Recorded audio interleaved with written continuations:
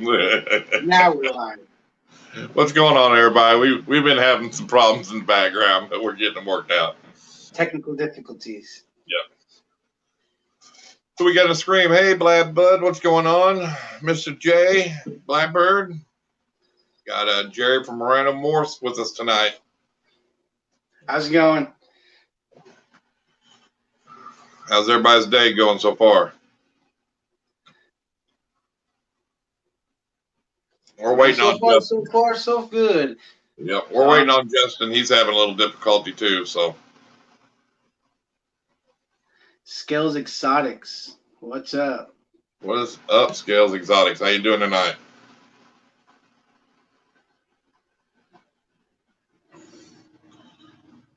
Well, let's see. Hey, Mr. J. It's not funny. There's the other guy, the other half of the Iron Hound show. Well, what about now? Is that I can hear you. You're good. I still can't get the TV and the chair in. That's all right. So what's up? I don't know. I think I had too many things open or something. It's just a pain in the butt. Hey, you're here. That's all that matters. We can see you and hear you. I can hear you. I can see you. Welcome to the live stream. Oh, me. Welcome me to the live stream. I'm the late one. What's everybody doing? What's everybody doing? We got Bad Blood. We got Mr. J. We're rolling. Low Life Exotics. Rolling. All right. Of course, they were all waiting for me to join, so it's cool now. We're all good. We're here. The party can start now. Yep. Mr. J, if you get time tonight, just periodically, you can throw people's channels in there. You don't have to do it every minute or so, just every 5 minutes or so. Handpay Jackpots, welcome to the live stream. Welcome, Handpay. I got the little ticker at the bottom. The party, he knows how. And rules to the live stream. You know, please no asking people to subscribe to your channel, no self-promoting your channel. We will promote everybody's channel, and we will drop links as needed. Thank you. Maybe. If they're lucky. So, how you doing today, Justin? I'm still breathing. Man, we got Hollywood Handpay in the chat. So I know we got Hollywood in here. Mr. just now got monetized. That guy, he's all quiet in my chat for like weeks and weeks and weeks, and bang, when he wants to party, he bring the party with him. That guy don't mess around. Oh yeah. I mean, he brought the party with him. He did. It was like, good Lord. I was like, it went 3 hours. It went so fast. It was so hectic. I wasn't sure what was going on. I was trying to welcome everybody. And, man, it was crazy. A 3 hour long live stream, and you still had 14 people in the live stream when we ended it. Yeah, that's always a good thing. It was crazy. That was a good time. I know. That's why I said that Handpay, he's all quiet, and then all of a sudden, boom, they bring the party with him. Well, yeah, I would be too if I got monetized. I'd be happy as hell. Hell yeah. That's a big accomplishment, you know. Like I said, I was happy for him. As soon as I came into a stream and he's all, did you see an ad? I was like, oh, sweet. Yeah. Boom. Yeah. What's up, Annette? So we got I don't know now you want me to show that TV, don't you? I don't know if everybody's seen the thumbnail tonight and what we're talking about. You know, the real cost of this hobby, what it costs you. The guy on the stripper, no joke, man. The guy on the stripper pole is Jerry here, Moreno Morphs. He lost his rats, so he had to get a second job to pay for all them rats he lost. So shit, he's one of 3 channels that we know of that about the same time that lost all their rats. That was him on the. You see, he's dancing without his clothes on. I get paid to put my clothes back on. It works out good. Yeah, no, that thing, that pole is crazy. It kills me. And I had a good laugh about it. I was like, oh shit. I was like, that's pretty good. Yeah, when we first seen that picture, it was like, man, it's hard not to just bust out laughing. I had to show the wife. I was like, check this out. It won't let you link anymore. I don't know why that is. I didn't change no settings, so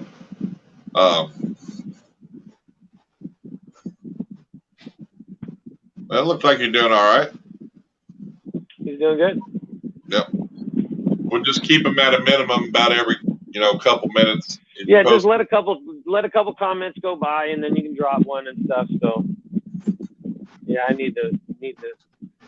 Last night was savage. Anyway, I was like, I was trying to clean. I didn't know what was going on. Hey, Donna, welcome to the live stream. Welcome. That's a friend of mine. Welcome. A friend of mine that I know, so you can subscribe to her if you want.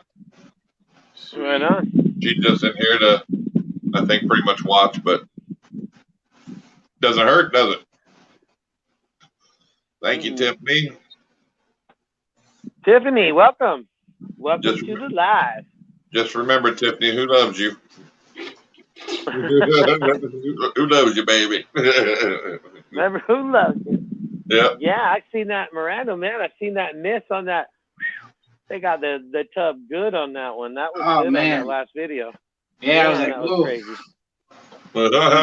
A headache on that one. I felt the pain. Yeah, I was like, whew. And I've had that happen too. They'll hit the water bowl or something, and it's man, that had to have hurt, man. Okay, that was a good thump. I was like, oh, jeez. Yeah, that was good. I was like, holy shit. She just needs a little bit more practice on that one. What's up, Nick? Yeah. How you doing, it happens, man.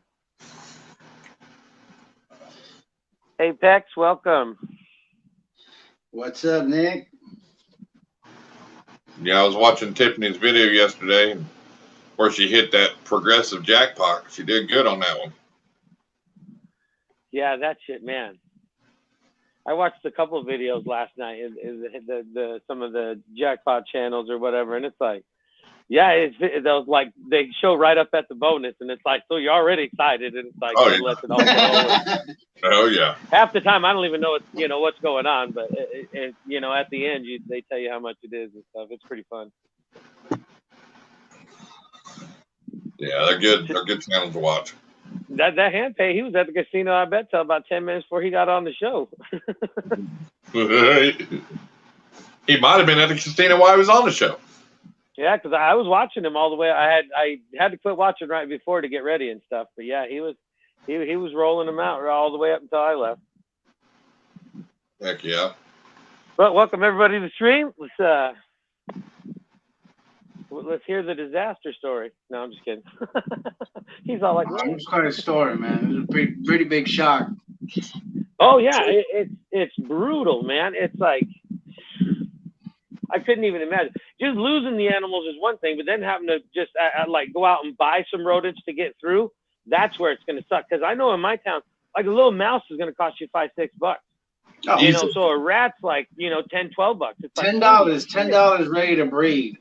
Yeah. No, I usually like to. I have a camera in there, and that camera is always pointing at my thermometer, so I can see what the temperatures in there. Make sure everything's going good. Yeah, and so that day I was like, I did a quick check in the morning. I was like, everything looks good. Got a whole bunch of tubs, whole bunch of tanks filled. I was like, got to make some room for for the next new ones coming out. And I was like, all right, first thing I'm gonna do when I get off work is start getting some of these rats out and African sulfurs. And man, I got home. I walked to my shed, and as soon as I didn't even get that far into my shed, and I was like, oh, damn. I walked in, I was like, I can already smell it. I was like, oh yeah. And I didn't hear the fans going, and man, I opened that thing, and it hit me like a ton of bricks. I was like, holy moly. Like, I'm looking everywhere, everything's still, nobody's moving. I'm all like, oh no. So I was like, well, it's happened to me when I first started. So I was like, let's get the garbage can and double bag it. There ain't a lot else you could do. Man, I was literally going tub through tub, and I was like, maybe I'll have a couple left over. Maybe a couple died. And man, I grabbed every tub. All the adults were dead. I had a whole bunch of babies that were still kind of holding on to dear life, and I was like, oh shoot. And so I had a couple females that were still alive, a couple males, And I was like, shoot, I was like, I'm just gonna have to make something out of this and stuff all the babies in there. And I was like, well, I was like, there's nothing to do, but I grabbed all the soft ones still, the ones that ain't stiff, the ones that just died. I was like, I'm just gonna go ahead and use these and feed them off. I got to feed my whole collection with everything that I had that died on me, and I wasn't gonna really freeze anything at that moment. At least you got some kind of a, something out of the deal, yeah, because they're gonna go to waste either way, Yeah, so my bearded dragon got a couple. That's when you offer two. It's like, anybody want two tonight? You better take them while you got I did that. I was like, hey, I was like feeding everybody. I was like, darn. I was like, too bad I got 3 that are off feed because they're hopefully getting in the process of getting some eggs cooked. So I had 3 of my main eaters that would have definitely downed to 3 of those if they had to. And I fed everybody, and everybody's like, that's it, I'm done. And I was like, oh, shoot. I was like, well, I'm just going to go ahead and throw everything away. And out of all my rats, I had about 20 rats. I only got 4 rats left. And Wow. I had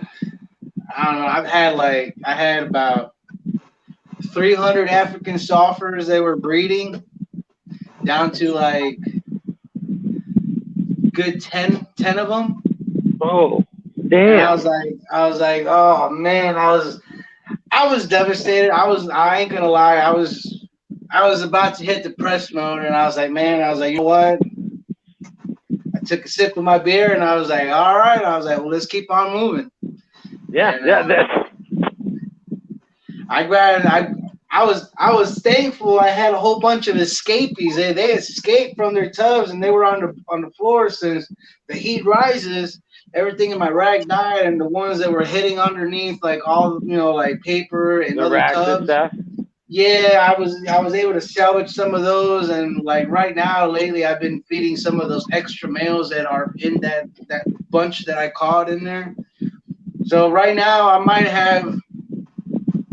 I could say I probably got like maybe 5 more to feed off, and then after that, I'm just down to the minimum right now. I'm just gonna have to go ahead and go and buy some. I got a hold of somebody, and they said they got plenty of females ready to breed, virgins. And I was like, man, that sounds sweet, but with this whole Corona thing going on, man, it's affecting my pocket. And shoot, I was like, they cut my hours just enough where I can't ask for that stimulus and get that extra 600 or 400 now. So I was like, I'm pretty much screwed because all the money's going towards bills, mortgage, getting all this stuff paid off before the baby comes. So I'm trying to pay off everything before I go and buy something. Because I'll be having a kid late November, early December. Due date they say it's 12/12, but congrats. I don't know. Yeah, I'm happy about it. It'll be my first one. Oh, really? So that's a curveball for me, and see what happens, and hopefully everything goes good. But I'm excited. I got quite a bit. So you're breeding all over the house, then? You're breeding Oh yeah, man. I was like, I had to make sure I make the other incubator work. Yeah. So I teased my girl about that. I was like, babe, I was like, you're my second incubator. So you're incubating my baby right now. My second incubator. So we have a blast. We're thinking about names right now and color for the scheme of the room. And I had to move all my shirt, my press, computer, printer out of there and jam it all in my reptile room. So I need to you'll start losing space fast. Hang on, what was that? You'll start losing space fast. Oh no. Yeah, it's like we'll need this room. Well, I even said, I was like, man, if it ever comes to it, I was like, I'll insulate my whole garage and literally just make it into a reptile headquarters. You got to do what you got to do, man. That's true. You better start working on that now, man. Little by little, as you go. You ain't lying. I'm like, I'm already thinking about it. I was like, well, the foam is going to cost this much, and Todd in the chat, he's expecting a youngin' here soon too. Well, it's weird though that in a week 3 breeders lost rat collections, colonies. You know what I mean? Yeah. And that was, they always say bad things come in 3, but I mean, with you and then Nick from Apex and then what was the third one? What was the third one? I mean, but why did they lose theirs though? Because he has a sensor push, in his room to regulate. Kind of thing. He forgot to set the notifications on it to send to his phone.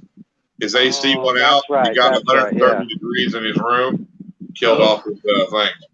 Yeah, because Apex was more of like a fungus thing, wasn't it? Or a mold. He got a couple of escapees of African sulfurs that peed on the food, and they got all funky, and And mine was about that's just too. crazy. It's weird how stuff like that just happens out of nowhere, I can see Heather will be doing her job tonight. How you doing, Heather?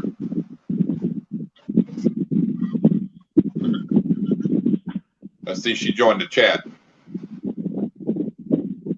I think she's about ready to go on vacation too. Aren't we all, man? Aren't we all? I'm saving my vacation for the baby. Yeah. Yeah, that sucks. You see, that's kind of the chat we're on tonight. Is them you can what it costs to even get in this hobby, but it's some unexpected costs. That's what kills you the most. Yeah, because you're all like, if this works out here, everything's all smooth. Everything's just got to go smooth. You worked all that time to build that up, so you're not spending money on buying rats, and you might not expect that. And if you don't have money set back, I mean, it can be hard. Now you got to feed. Now you might have to feed 200 snakes. I don't care if it's 50 or 30. I mean, like you said, you go buy rats for them. It's expensive. Well, that was my main goal too with YouTube. It was like when I first got monetized and I first started making, like even the $50 a month, at $50 a month, I was like, okay, there's some rat food, or, there's the cable bill or something. And then so it's like the channel pays for, is everything, not everything, but it pays for a lot of the actual animal costs. And so I don't have to. So that helps, and then hopefully it does better. And then, I have a little more cushion, but. Right. And, I mean, it's just not feeding your collection. I mean, what happens if you get a virus or something, there's a lot of things can happen. I mean, you got to be able to do the bedding, the racks, or whatever, however you do it, paper towels, whatever you do. You can't keep up with all that. If you can't even afford to put it in the house in the tub with a thermostat and heating element, you shouldn't even have it to begin with, Yeah. Yeah, it costs quite a bit, man. And it ain't something where you can be like, hey, let's do this and go shopping that same day. It kind of, you got to save up. Right. If you want to just get a pet, you're good. But when you get into having multiple snakes and to do it right, it's expensive.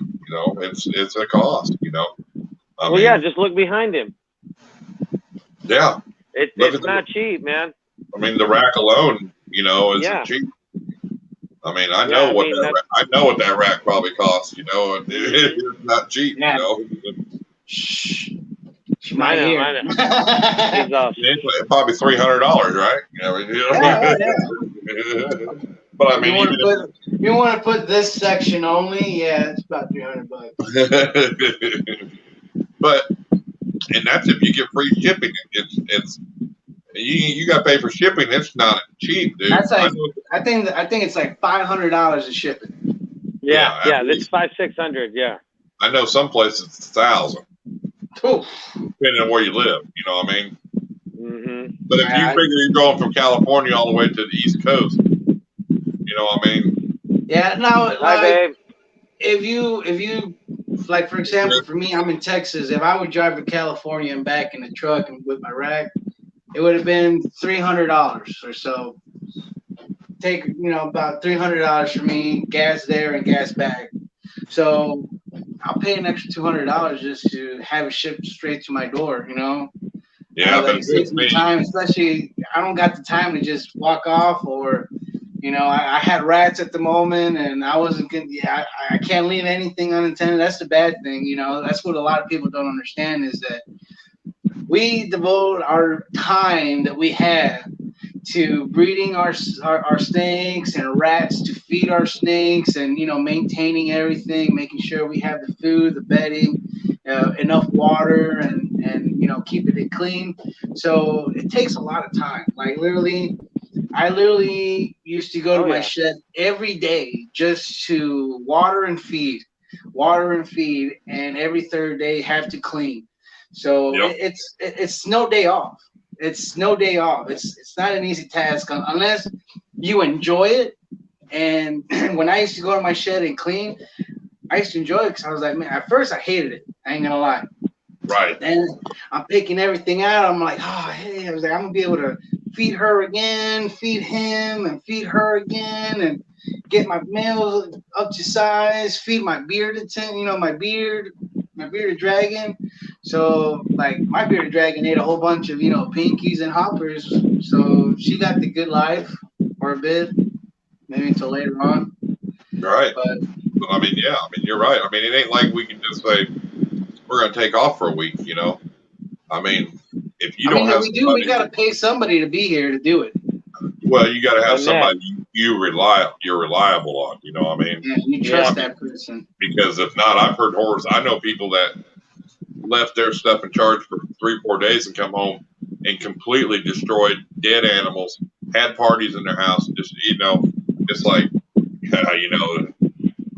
I would kill somebody. I'm sorry. I mean, I got too much money invested. Yeah. Yeah, I used to think it was a pain in the ass to do something with a dog when you had to go on vacation, let alone, a dozen snakes and, 100 rats or something. It ain't the snakes really that would be the bad thing. It's it's the rats. Yeah. The rats is the what rats it is. And mice, yeah. So.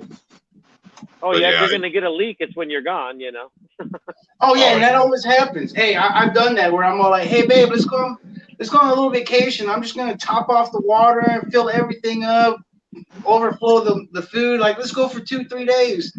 I come back and I got floods because one got out, chew on the hose, and I got two full with water, pretty much rat soup. And I'm like, oh shoot. And I was like, that one was pregnant.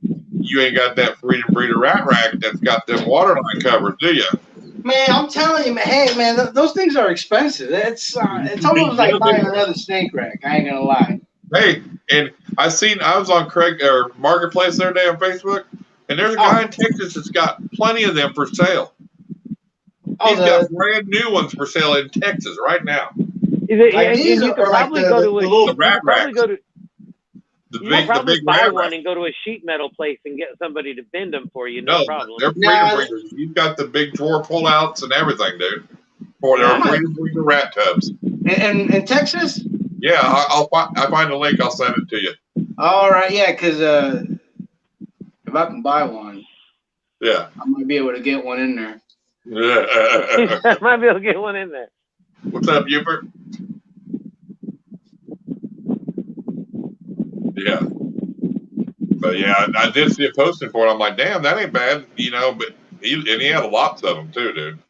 Yeah, I didn't see that post. I seen one that he had a snake rack, one of them old models that he was selling, that he said that he bought and it smelled bad, like mildew, and he just wanted to just resell it because he wasn't going to use it anymore. Well, these are all brand new rat rack. Yeah, I need to find out about that rat rack, because if that's the case, shoot, that would save me some money, because those right there are perfect for the African softers, I would say. Right.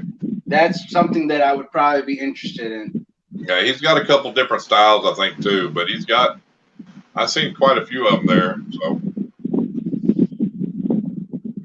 Yeah, I need to check up on that. But yeah, man, it's not no easy task doing this little hobby. Everybody, a lot of people, they're like, oh, you're not gonna make it, just quit right now. And look at me, like 2 years later, I'm still on it and I love it. Not planning on quitting, even just because of one disaster. Just doesn't mean anything. Just we learn from our mistakes, and things that happen to others, you get to learn. It's honestly the best way to learn, actually. Yeah. It embeds it deeper into your head when when you're learning from a mistake. I think that it actually happened to you. You're like, oh shoot. Yeah, and I think with a lot of people, that's where you don't see them as they jump into it so hard and buy so much all this stuff, and then they end up selling it all because they got into it too fast, too hard. You know what I mean? And that's it. With too big a dream, they think, well, I'm they just going to create this great big snake, and it's like, in 8 years, they try to go into it as a business, not knowing nothing, and then they fail at it because they didn't realize the cost and the money of everything. You know. And then the time factor, I think, is huge. Oh yeah. Now, if I could talk to myself like a couple years ago, I'd have been like, look, invest big, get the big expensive snakes, get yourself one of them small little racks, and be happy with that. Make some money out of that, and then you can carry on. I went nuts and I bought everything offhand. I had money, and I was like, well, I want to get into this hobby. I'm gonna go ahead and spend about $7 grand. I was like, let's see what happens. I'll be right back. That ain't bad though, you know. You get them, Trish. Yeah, you're right. But I mean, investing in a good rack system, though, that's a smart move too. If you're planning on staying in it for a while, you know, there's nothing wrong with that, you know. Especially if you had the money to do it, you know. I mean, well, that's a big thing off your list that you didn't have to worry about for a while, you know. Well, this was before I knew I was going to have a kid. So I was like, oh, I was like, sweet, we're having a kid. I was like, shoot, I just spent $4 grand. Yeah. I can't, they won't do no refunds. I'm sorry, I can't return it. Yeah, I was like, you know what? I'm just going to have to bite the bullet and try to sell as many hatchlings as I can. And that's kind of one of the reasons why I started doing YouTube, because I was like, you know what? I need to people know what I'm doing, where I'm at. I'm not no scammer. I work hard for what I have, you know. So I was like, what's the best thing to do is to show them, you know. You want to know who I am? Who is Moreno Morphs? Look me up on Facebook, Instagram. Shoot, now you can do it in YouTube. Yep. So I'm just trying to grow and kind of be out there where people are like, oh yeah, I know that guy. He's awesome. You know, he shows what he does. He shows, you know, the ups and downs. So well, that's half of it. Get yourself out there, brand yourself, let people know who you are, and once they know who you are, you're good, man. And then you know you got people that can back you too. I mean, because there'll be people go, hey, do you know this guy? Yeah, I know he is. He's a good guy to buy from. You know what I'm saying? Yeah, that's point what kind of get me myself situated. I had somebody like, oh no, like you need to get more hatchlings. I was like, what's the point of having hatchlings if I'm not going to be able to sell them because they don't know me? I was like, I got to have people know me so that way they're all like, I'll buy from that guy, you know? And that's the problem is that I had people that are like, oh, no, you don't want to start doing social media and this and that or put a name out there. I was like, yeah, I do. I was like, that's part of the business, you know? If you take business 101, it's like, if nobody knows who you are, yeah. Yeah, exactly. I mean, I think that's what me and Justin and I doing too here is we're not here to showcase big time breeders. You know, we're here to get people out there known and see what you're doing. You know, I mean, that's to me, that's what we want to do is, you know, hey, you know, who is Moreno Morphs? This is his name is Jerry. He's on here. He'll tell you what his ups and downs. You know, I mean, that's the way to do it. You know. Yeah, that's why I was like, I got to get myself, got to get my feet wet, and you know, I like this hobby, and you know, I'm not a shit talker or you know, or laugh at people because they're doing something wrong. I'm just gonna learn from the messages, or you know, if I have a good word of advice, I'll throw it out there. But I try not to be that guy. I don't want to be known as, oh yeah, he's no good. He made fun of me. I'm going to just help and learn as well. So yeah, you're right. Facebook is just, you know, it's good to have if you want just a business page, but that's about it. What is Facebook? Facebook is the devil. Yes, it is. But I mean, if you just want a business page, that's all right. It's all them groups to stay out of. You know what I mean? Oh yeah, and I get so many invites on join this group, join that group, and I'm all like, oh, I'm tired of it. Every group you go to, there's somebody bashing on somebody, and oh my god. So I was like, I get tired of it. I was like, I don't even hit join no more. I'm like, yeah, I'm sorry, but they ruined it. You either got to give in to their ways and the way they think things should be right, or you got to get out of the group, because you can't. There's no group that's gonna exactly form, because there's so damn many of them. They're so opinionated. It's always that 13, 14-year-old kid that thinks he knows everything because he got. That's the one I hate the most. It is. They know more than everybody, and that's like, no, you don't. And they're in every channel you can think of: gaming, hobbies, shoot, even mechanics. You can go in there and they're in there. Oh and, I just when I see something like that, and I'm like, oh, you're just a kid. I'm not even gonna bother. Hey, you know what we call them on YouTube? Trolls. Oh yeah. I've seen plenty of those, man. I try not to look. I just try to laugh it off and just hang it and take me off my bike. I like that. Face crook is what Uber says. What's up, little guy? That's true too. Like Handface, he said that's why I don't have social media. He don't either. You got to email that guy if you want to talk to him. Beeper style. Beep beep. Yep. You'd think he had social media the way he call out a party and stuff. Oh yeah, he has a following somewhere, don't he? He'd be dangerous if he had other social media. Shit, he'd have 100 people in there. Yeah. So yeah, you got boas too, right? Isn't that what you're kind of into those as well? Man, I'll be honest with you. I'm more about ball pythons. My girl's the one that wanted a boa. Okay. I knew there was some boas. Yeah. Yeah, she likes the big snakes, and I was like, oh, you know what? I was like, I'll get you that. I'll get you that, and I'm liking this little one. Let me see. How many of the boas do you have? If TJ comes in, he loves boas. I just got 2. I got her. Oh, sweet. She likes the big snakes, huh? Yeah. You should have got her a Burmese or something. Oh no, she wanted that. I said no. I said that's why I draw the line. You had to compromise with the boa in the middle, kind of. Yeah, I was like, hey, look, hon. I was like, this one grows this big. It was like, it'll grow. I was like, it'll grow taller than you, and it'll be heavier than you. It'll be perfect. Isn't that what you want? Oh yeah. Boas get pretty good size. Yeah.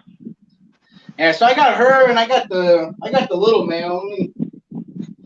The females get really heavy bodied, don't they? Isn't it the females that get really big, thick? Yeah, my female was like 9 foot, dude. She was huge.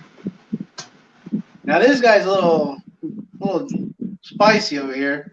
He's young, but he's ready to snap at anything that comes near him. Oh, if you bleed, that's like we get like way more ratings on our live here. Oh yeah, if you get bit, the ratings go up. Oh man, I'm pretty sure I might. Where's that? I'm pretty sure I might. Yeah. Handpay Jackpot. I need your address, buddy. You got to email him. He only emails. He doesn't. Need your address, Handpay. This little fella likes this lot.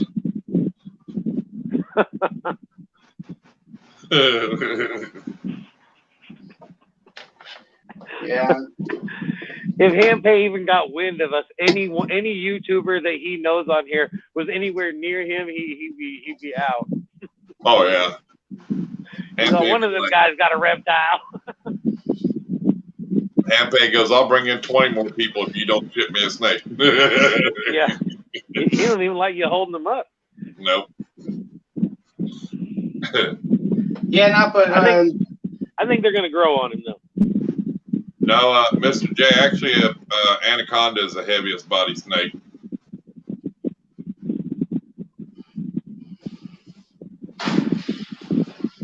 Yeah, anacondas grow real big. Well, no, I was just saying about the boas. The females get thick. Yeah, the females are always usually bigger than males, but I mean, anacondas are the heaviest snakes, but they don't grow as fast as like reticulated pythons, you know. But you know, I've seen a big ass anaconda at Prehistoric Pets, and it wasn't even near any size of his retic, his biggest retic. I mean, it was still. He's got 300-pound retics, dude. You know. Yeah, those things are real big. Yeah, it's just craziness. And retics are the longest. Oh. I think still anacondas are still the longest. No, dude, I've never seen anything bigger than them retics. Oh, really? Yeah. They got one in Kansas City there that is 26 foot long, retic.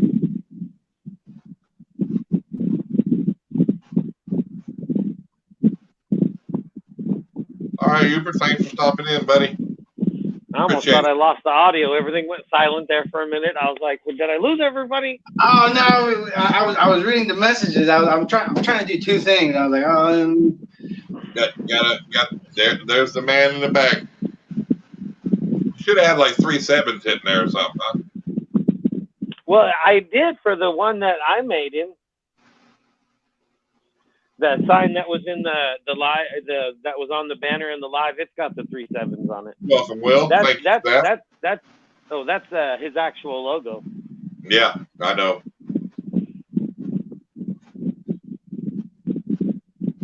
Yeah, Hampay's a pretty cool person. You see him in a lot of streams now, you know. He supports a lot of people. Oh yeah. No, he's very supportive. So did Tiffany. That's why I said you know. That's why I said he keeps hanging around so many of us reptile people. He's bound to start, you know, getting soft on him eventually. Yeah. I appreciate it. Thank you. You know that's right. That icon is the biggest hit on YouTube. We got a ninja in the chat. Kentuckiana Exotics. Welcome, Will.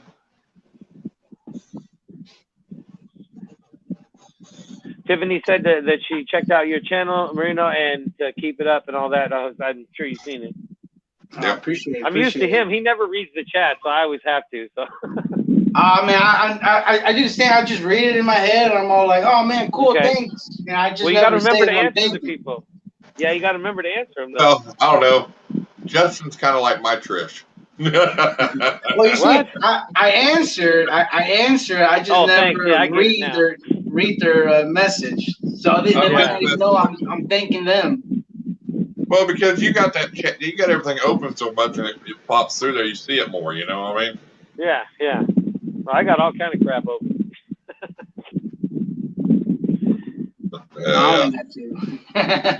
Did you see Mary's unboxing on Instagram? Oh yeah, man, that dehydrated snake. That's harsh. I think it's pretty hot, man. I was like, I think when they mail something, you know, it's always good to check both weathers, both ends. I didn't see it. What happened? She got a snake in the mail, and when it got there, I guess it was dehydrated. It was just no energy. So I don't know what was the outcome of it, but I know they were saying to go ahead and put them in a tub with some soaked napkins. It was a Huffman, wasn't it? Was that? I think that's the one. Yeah. Yeah. So I'm hoping everything goes good too, because I'm getting a snake mailed to me by I do hub this time of year. I go hub to hub. I don't ship to people's houses. Yeah. Well, that's why I kind of sometimes with the FedEx, sometimes they'll hold it at the hub. But I'm gonna be at work, so I told them, I was like, if you want, you can ship it at my job, and everybody's there, and there's AC. It's just probably the drive from that vehicle from the hub to the shop, which is only 10 minutes away. Hopefully it'll be the first stop, but you never know. That's why hub to hub, I know it's a controlled atmosphere, it won't get hot. And, it's the safety of the snake, really, I mean. especially with no guaranteed live animal arrival right now. You know. Yeah. Hey, Mary. There Mary. was just talking There about you. she is. Well, I wasn't talking about you, but them two Yeah, guys. it always happens when you guys talk about something, they just pop up. Justin and Jerry from Moreno Morphs was talking about you. I wouldn't talk about nobody. I just asked if you seen the video. I didn't see the video. You know what? I didn't see the video. I saw the Instagram. She was posting it up. Yeah, the Instagram. Yeah, I saw the Instagram. I didn't see no video. But I hope it's doing good now. Definitely, I hope it's doing everything's good. Are we still going live tomorrow or what? How's it going, Mary? Yeah, Justin and Mary going live tomorrow. What time? When are we going? You follow her on Instagram, just give her a message. She'll tell you. Well, she's right there. That's why I'm asking. Oh. She's in the chat. Yeah, Mary. Well, at what time? You want to do tomorrow? Friday? Saturday? Sunday? No, we were supposed to go tomorrow, but if she doesn't want to, that's fine too. But either way, or she'd come on tonight, right now. Right now. She said tomorrow was her day off. Oh, that's right. Huh? Yeah. She said, whatever's good for you. I guess. I'm not sure what's going on there. Her time is the same time as me. That's fine, Annette. Whatever's good with you. We go at the same time. 5 o'clock, 6 o'clock, doesn't matter. So 7 your time. You say the hand pay? Irondogg's gonna do some research, and he'll have a whole list of questions that we're gonna ask you tomorrow. You talking about? Oh, I got to do all that. Mary just said, pick a time, Justin. How about Justin? Is 5 o'clock your time good? That'd be 7 her time. Yeah, same time as tonight's live. We'll do the same thing. Or Mary, do you need to go later at 7:30 or 8 your time? Perfect. Still on vacation? Right on. No, we got 20 in the chat. We're rolling. Perfect. 7 o'clock tomorrow. Her time. Excellent. Make sure so 5 o'clock my time then. Yep. All right. You just need to email her the link. Well, can't I just Instagram her the link? Maybe. I think you can. Yeah, you can. Yeah, you can. I did that to you. Yeah. Or I can just put it in the chat. I don't care if somebody else clicks on it that's not supposed to be in there. I'll just boot them out. Yeah, I mean, I was just having a problem doing it. Is why I did it the other way. You know what I mean? Yeah, because I can post it right in the chat or post it to her. It doesn't matter. If somebody clicks it, they ain't supposed to. I'll just, tell them they can't come in. Keep on knocking, but you can't come in. But no, we'll just talk about snakes. If she wants to show off some stuff, that's cool too. If she wants to talk YouTube, we can talk YouTube. It don't matter. No. 7. What time is it there, Heather? 9? Well, or is it what's the confusion right now? No, I'm trying to figure out. I can't remember if she's 2 hours ahead of me or not. Tonight's special guest is Moreno Morphs, sponsored by Handpay Jackpot.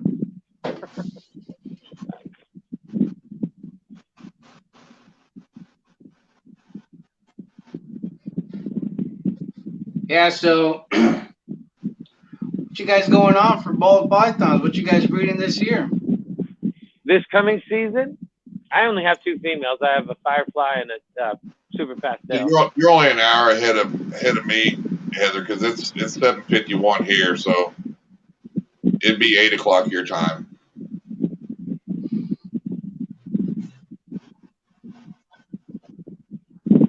Yeah, Mary's the same time frame as we are. Yep.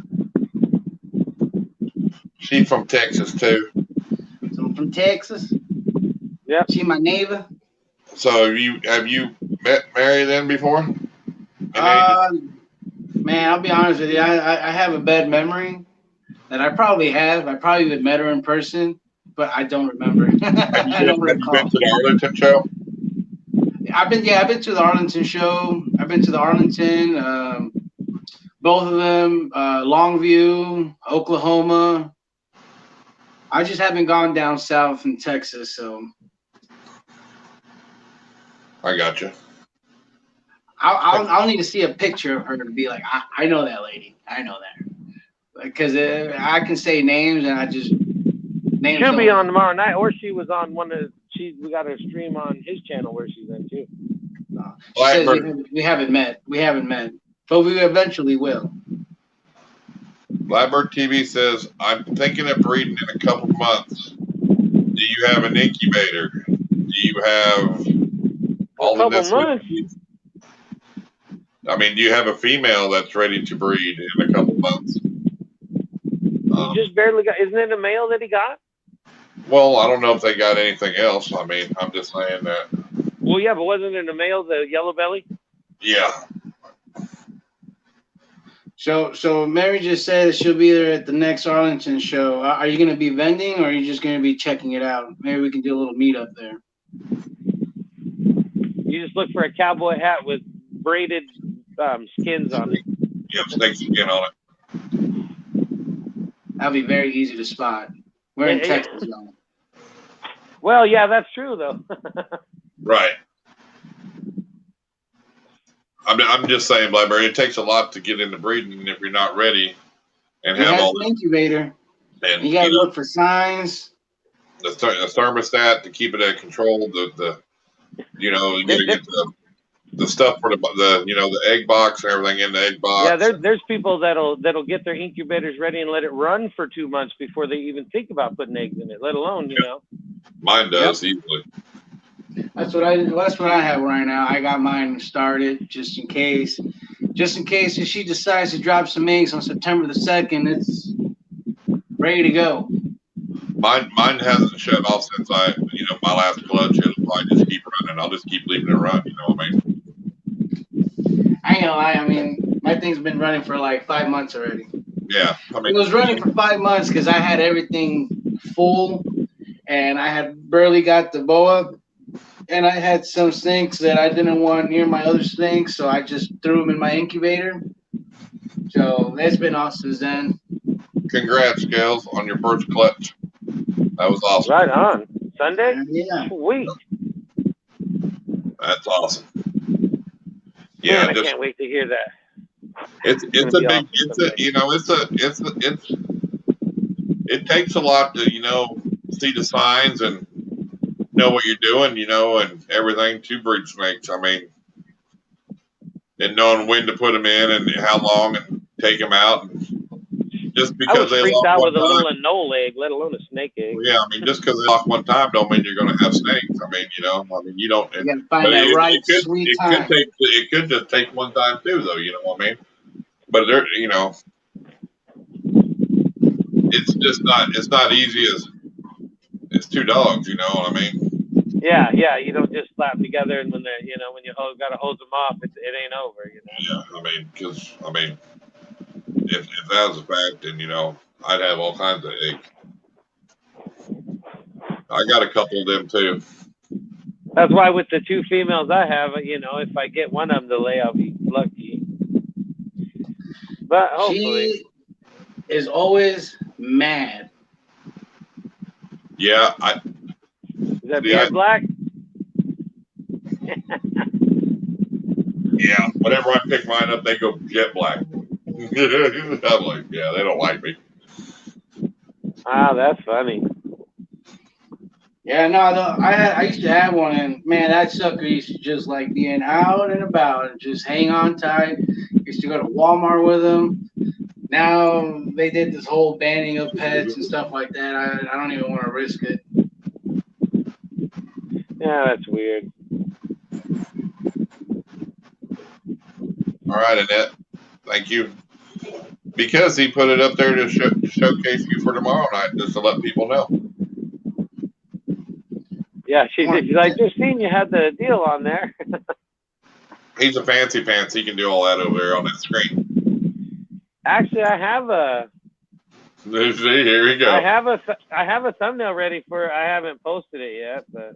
See, me and Jerry talked about that earlier, about all that technology. You're Mr. Thumbnail, or you're. He can make 2 stick figures jump up and down and do cartwheels. What is he talking about? Oh, it was a backstage talk. If you had been there, you would have heard it. Oh. We weren't cool enough for him. Well, our chat is covering the logo, but I made that for tomorrow night. Cool. I'll post it here in a little bit. Cool. Mr. Tech Guy. Oh, he is. So, Justin, on your shirts, Moreno Morphs got a question for you. Yeah? Oh, yeah. So, I've been using the Photo Paper Direct for my shirts, for my press.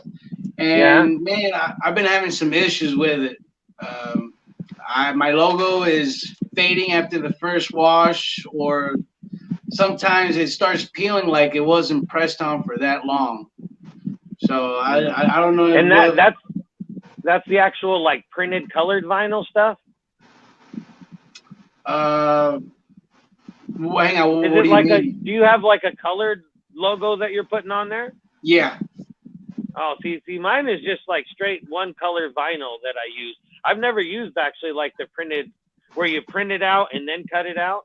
Yep. Yeah, I just use vinyl, and it's all basically temperatures. Any vinyl I do is everything's at 305.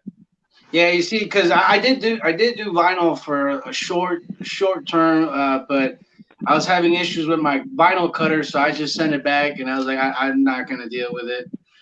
So I started doing the printout one, and my first shirt came out great. I mean, that sucker I washed it about 3-4 times and still held its color and no peeling. But these other ones, I don't know if it's because it has too much paint, too much color in it, or what? Well, it might be something like that, to where like if you do have too much pigment on it, it may take like a higher temperature, or you might have to press it a little bit longer. I've never done the inked one, so I'm not exactly sure.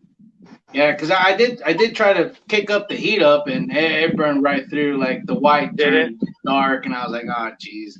So I'm kind of deciding on probably going and getting those sheets for my press, and seeing if I can just order them instead of printing them out here, because I'm not. I'm sure you can order them already pre-printed, and then you can press them on your own shirt. I'm sure you can. You got a website that you recommend, or you're not sure of like who might? I'm not even sure with that kind of stickers. Yeah. No, I've had a lot of people ask me. I just do just the straight vinyl stuff. Yeah, like with these kind of shirts, I don't need all the color or nothing like that. I just press them out. Yeah, just a nice solid color, and boom, good to go. Or even if you wanted to do a double color, you can put one color word and the design different. Yeah, you can mix up some kind of some colors and stuff, but yeah. Yeah, it's just with these other ones, the press ones, it's just very hard. Somebody was asking what was I wearing. It's just a little death bowl. Yeah, I got an awful idea. Nice. What time? I like wearing those little funny shirts here and there. I get a lot of comments on my 100% head asshole. So there you go. A lot of people that are in the reptile community are like, "That's a funny shirt." Like, do you sell them? I was like, "No, not really. I'm having issues with it." Heck yeah. So what's your goal for breeding? Is there a special pairing you're wanting to get into, or? Today is this season. I am super stoked for my banana head clown. I paired her with my Enchi pastel double head clown pie. So hopefully I'm able to hit. Yeah, I was like, hopefully I'm able to get the banana Enchi pastel clown with a 50% pie, which the markers are much easier to see and spot out. So if I get that, that'll be great. But that's one of my main ones that I want to do, and the other one would be blue eyes, some bells. So I'm hoping that I have my super Mojave and my lesser spider. So I'm hoping that I get quite a bit. So I know I'm gonna try to do that. See what happens. I'm sorry. I just Did you read Handpace's comment? Yeah. Banana head clown pie. He's like, what the fuck is this?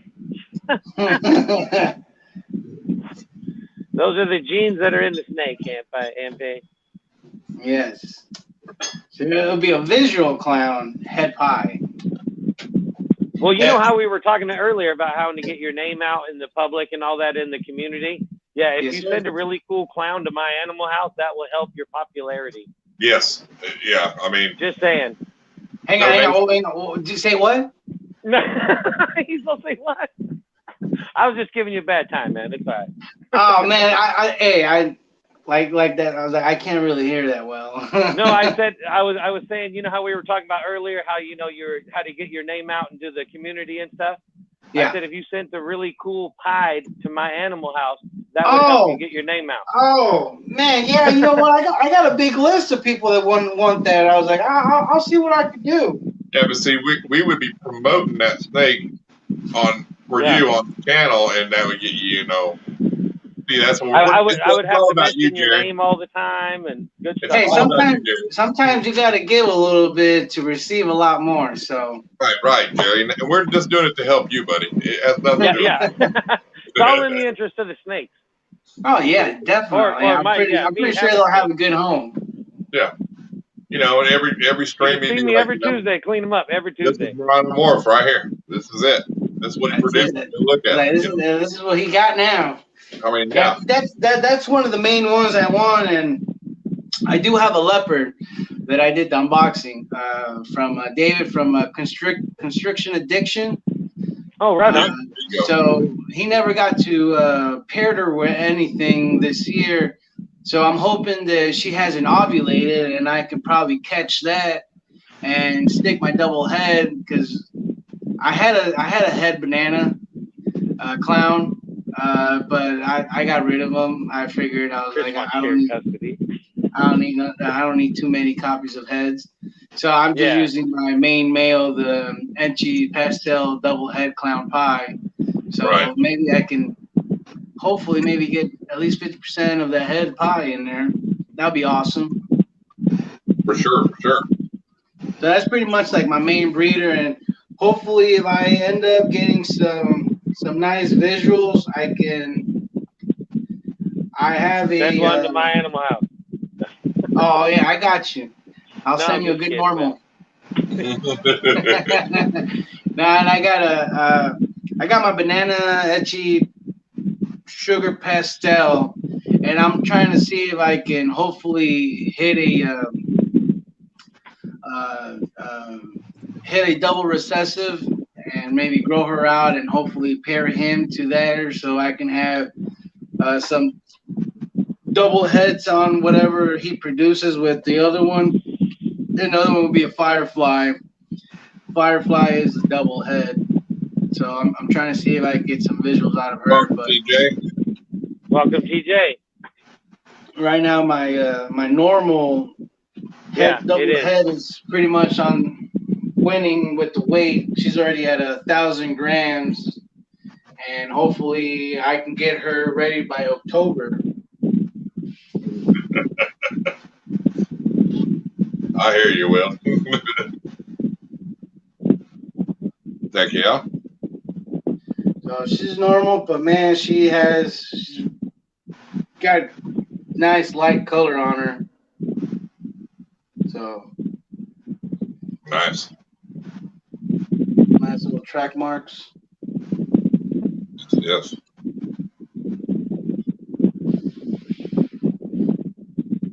But yeah, so far. Welcome, Donnie. DER in the house. He was talking last night, wasn't he, Justin? I ain't talking to that little feller. He wouldn't even come to my live. He missed a good show too. He was all whining about wanting 10 subscribers. He could have came last night and got 10 subscribers in a minute. Oh, for sure. In a minute. It was over. No, he's too good for my stream though. Even though I hung out in his, trying to support the guy. Hey, I'll take all the support. There you go. I'm at 43 subscribers, so hopefully we by the forgot end to of tell this you. I get 50. Maybe they'll catch the unboxing on Friday because all these shout outs are $25 off any snake. it's like I'll do that all day. Now, so hopefully, FedEx was supposed to pick up the box today, but FedEx, good old FedEx, you gotta love them and hate them. And yeah, you were supposed to get a snake today, weren't you? Was it? No, that was tomorrow. Yeah, tomorrow. But they never went to go and pick it up, so now I'm waiting until Friday to receive her. So now I got to push it back and I don't know, figure out what to do tomorrow. I might just hang tight and wait until Friday for a good video. Maybe add some more stuff, maybe some more feeding. Yeah. I always drop them. I always take them and drop them off myself. And where I drop them off is at the airport, and they're open till 9:30, at night. So I try to drop them off at 9 or at least by 9 o'clock, if not a little later. Yeah, avoid all that heat. And then because it's in there, and then they go right to the next hub, and they don't. That's where I have them pick them up. No outside heat, you know what I'm saying? Just keeps them nice and cool all the time, Yeah, because I got to be doing some learning and some research on shipping. Because once I get to that stage, I want to be prepared and not get caught with my pants down. I want to be able to be like, oh, I know what to do. I'll send it to you, as soon as I can the next day, and have some happy customers. Yeah, because with this heat and with FedEx not guarantee live arrival, I'll only do hub to hub, dude.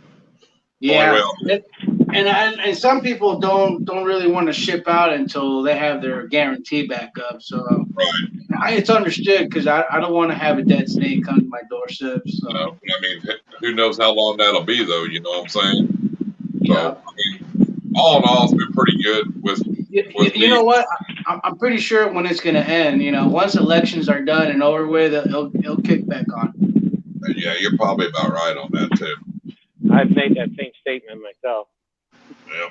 But, so, I know once they're done voting, everything's going to come back to, to normal. Like almost every other time that this happens. Yeah. Yeah, I said the same thing. It's like if you want to wait for the virus to end, it'd be November 3rd. Yep. Yeah. What a heck of a running mate Biden chose, huh? Oh man. They call that sniff and blow. Yeah, this thing sucks, man. That's how she got in there. She's the blow part. That's funny. Yeah, and I'm just saying the truth. Yeah, you should have seen all the babies out since yesterday. Oh yeah, there's tons. Oh, there's tons. It's funny. Hopefully, I get some eggs soon. I'm getting really impatient. Don't get impatient. Just let it happen. Yeah, I mean, I'm the same way though. About a lot of stuff. What is your favorite morph? Man, my favorite morph. Oh man, that's a very hard question to ask a breeder. Come on now. But if I have to say, I mean, I know it's a lot of people use it and everything, but I love my bananas. I love the banana morph. That's the first snake that I wanted to have. It was yellow. Back then, it was super different. And I think back then, they used to cost quite a bit of money. So now that I can afford one, I have a couple. So, but if I want to be specific on what I like, this is the guy I like right here. He's one of my favorite. Yeah.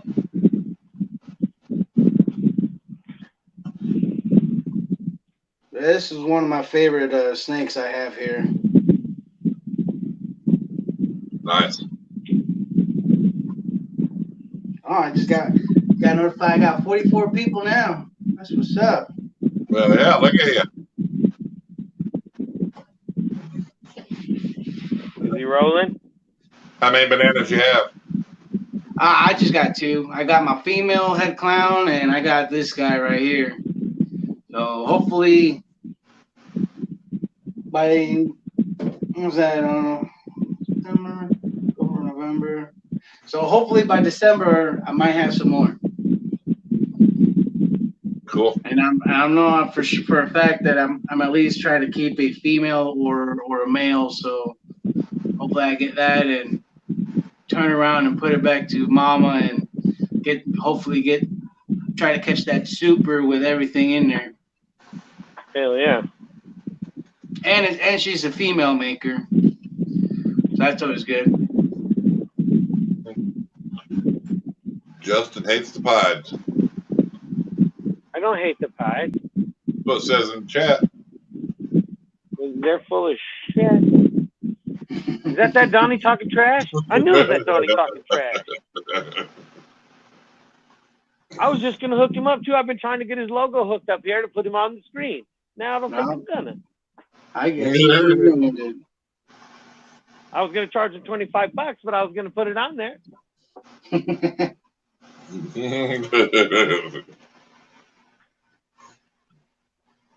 All right, Will, thanks for stopping in, buddy. I appreciate it.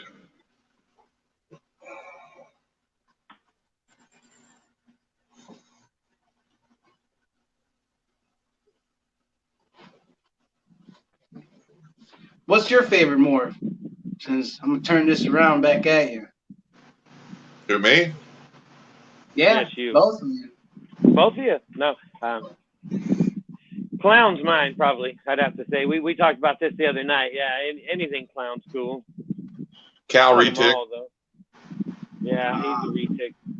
Cow retic. Oh, you mean ball python?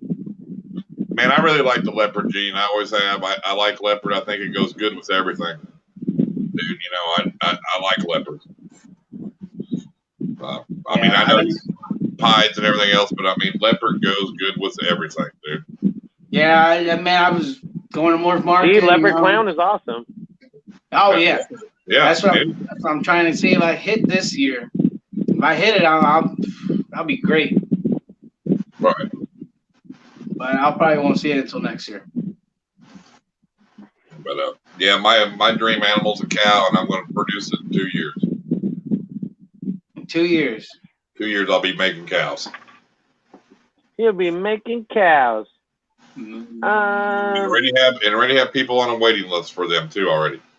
Already? Yeah. See, I want to grow up just like you, man. Yeah, but that's He's gonna want to grow up and be just like you. But you know how hard that's going to be for me to even let one of them go, even if I have 20. Even if I have 20 of them, you know, I mean. Oh, quit now! If you got 40 of them or something, I'll do that for you with a fee. You know, I'll take at least 10%. Yeah, I hear you. I'll just stick my hand in there and whichever one I grab first.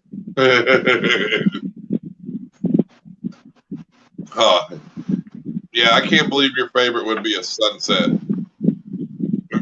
Donnie. Is that Donnie still in there? He does know this is $50, right?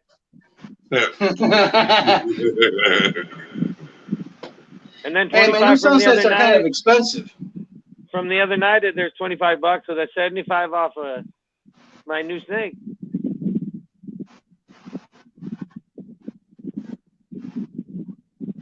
Right, TJ?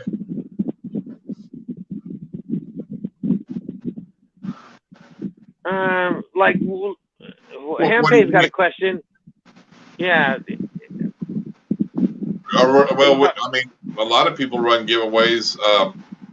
They just do it like, say, hey, if I'm going to do a giveaway on a snake, once I hit 1,000 subscribers, and the rules are you have to be subscribed to me, you have to like this post, make a comment on this post, and then once you do that, you know, whenever I hit 1,000 subscribers, I'll I'll do the giveaway, and you can either do a random comment picker, you can do a number generator, you can put names in a hat, draw one out. Yeah, there's a lot of apps to do like the comment generator, weeds out all the doubles, all that kind of stuff. Yeah, and I don't know all the double comments and everything. I'm not sure if how much of it really would go against YouTube like guidelines. I never really looked into it.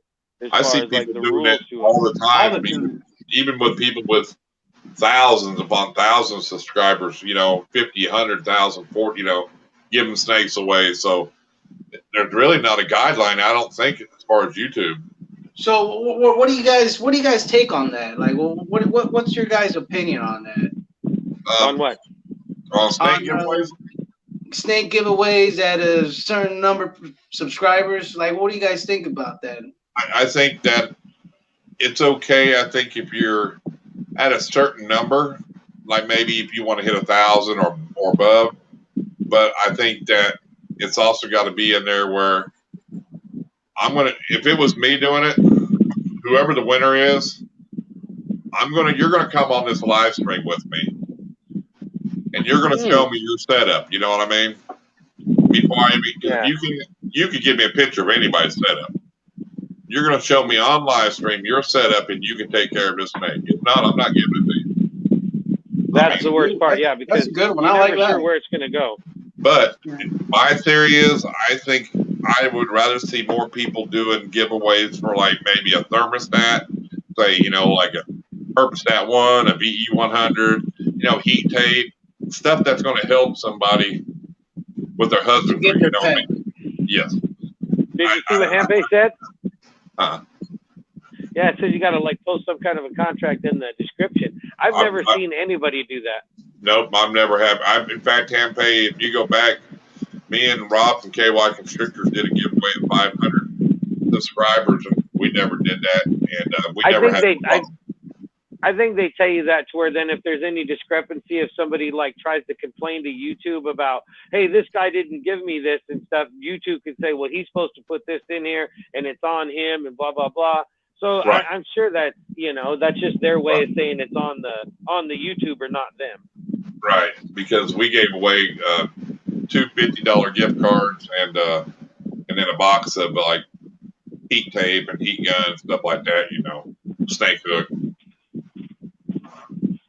So, I mean, but well, see, like my giveaway wasn't really a giveaway because of any like goal. It was the live stream. I hit like 25, but it was more of a celebration. It wasn't really like, come win this, it was. Well, I see people do that too, just random giveaways. Hey, they'll do a video and they'll say, hey, you want to win a shirt or whatever, and then they may only hold the video up for a day or two and then take the video down because they'll see who the real subscribers are, who's watching their video, Yeah. And then on a shirt or something like that, then they'll give away the shirt, in the next video, but that's a good one. I think I might just use something like that where I'll put it up and as soon as it's up, I'm taking it off and see who actually watched it all the way to the end. And it's not going to just be like, might be like a feeding, wait till the very end and see if somebody. Don't like put up a video and take it down. You put up a video and then if you don't want people to see it, just put it on private. Don't take it down. Because if you take it down, you're going to lose the views and the watch time. That's not. Yeah, just put it on private until after the giveaway. Like, yep. If it's a snake, if you're shooting for numbers on subscribers, you got to leave it up. But if you're just doing like a shirt or something like that, like what do you call it? Like Honey Reptiles, what's he call them? Like a loyalty giveaway to your subscribers. Yeah, he calls it loyalty. Yeah, loyalty. Then that's fine. Because then you're just knowing who's watching your videos, and then you're gonna know who watches all the way through your videos. I mean, I watch everybody's video start to end because. And I'm sure kind of it's on the giveaway too, like how much the giveaway is worth, because a certain dollar amount, I'm sure there's like different probably regulations for it, or if you got to pay for this or that or something, and. Oh, I mean, I've seen some pretty high dollar snakes giveaway, dude. Yeah. Like one of my buddies is actually doing a sunset giveaway at 1,300 subscribers. So. Right. I don't know. I'm gonna be in there and be like, hey, Well, I mean, but but too, if you look at a lot of snake giveaways in reality, they're males. Mm-hmm. Most of them are males, which is still, you can get a good powerhouse male, don't get me wrong. But a lot of people now will say, I will verify you can take care of the snake, you know. Now, you know, if I knew if it was going to Justin or you or one of y'all, yeah, I know you all can take care of it. But there's these people that randomly subscribe to you just to win something. And if they don't win, you'll never see them again, and you probably won't, you know. That's well, yeah, and people will put like lists of rules and that kind of stuff down in the description. So that could be part of the contract as well. You know, just as long as you say, hey, read this, and they read the rules, that's basically a contract. I'd probably do it where, you know, if you're going to be in my giveaway, you're going to go, you need to subscribe to these 4 or 5 people. Yeah. You know what I mean? Because make sure you're going to be I want to help other people grow too with me, you know.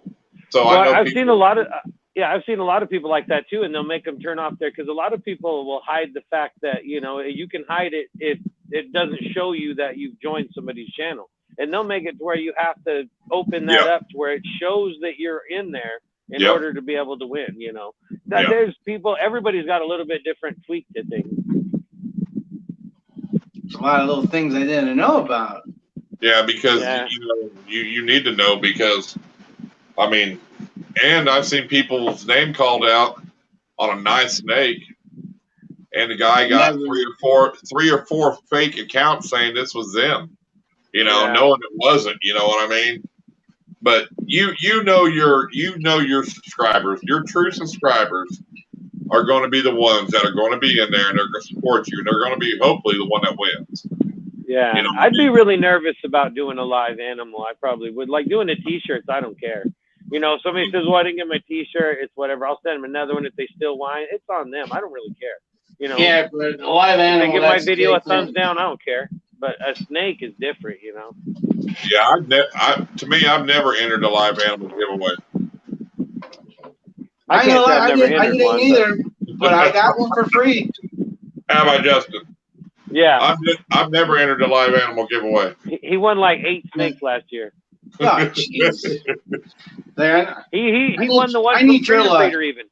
He even won one of the ones from Freedom Breeder. Oh my God, was that you? Oh, you Dick, you don't need that one. Just send her over my way. He's a rock star, and nobody even knew it. Hang on, did you get hang on the Freedom Breeder one? Did you get the first choice, second choice? Oh, you dick. Leopard pastel special.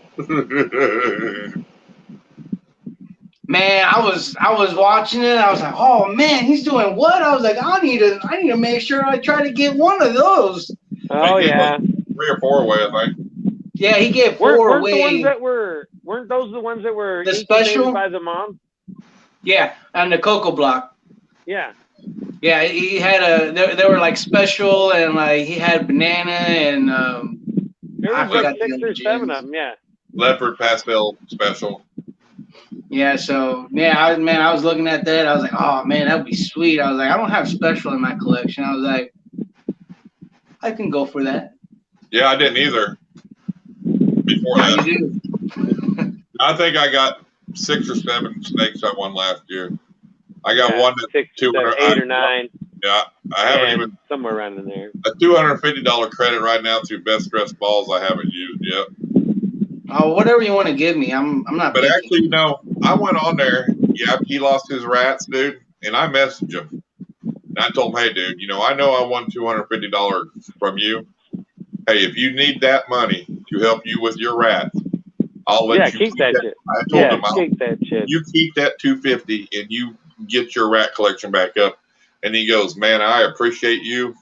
That's probably one of the nicest things somebody did. He goes, but no, you won that. He goes, and I had a few people help me with rats. I said, you sure? You can keep it. You know what I mean? But, you know, I mean, that was, to me, it just, I felt that was the right thing to do. You know yeah, and you know what? It's always nice to hear something like that, even if you don't take it. Like for me, for instance, one of my buddies in Florida was like, hey, man, I saw your video, and I'm sorry to hear about that. I was like, but I know that you're breeding one of your bananas, and I'll pay one up front for it from you, and that way helps you to go and get your red. I was like, oh no, I can't do that. I was like, it feels very uncomfortable. Like I can't really do that.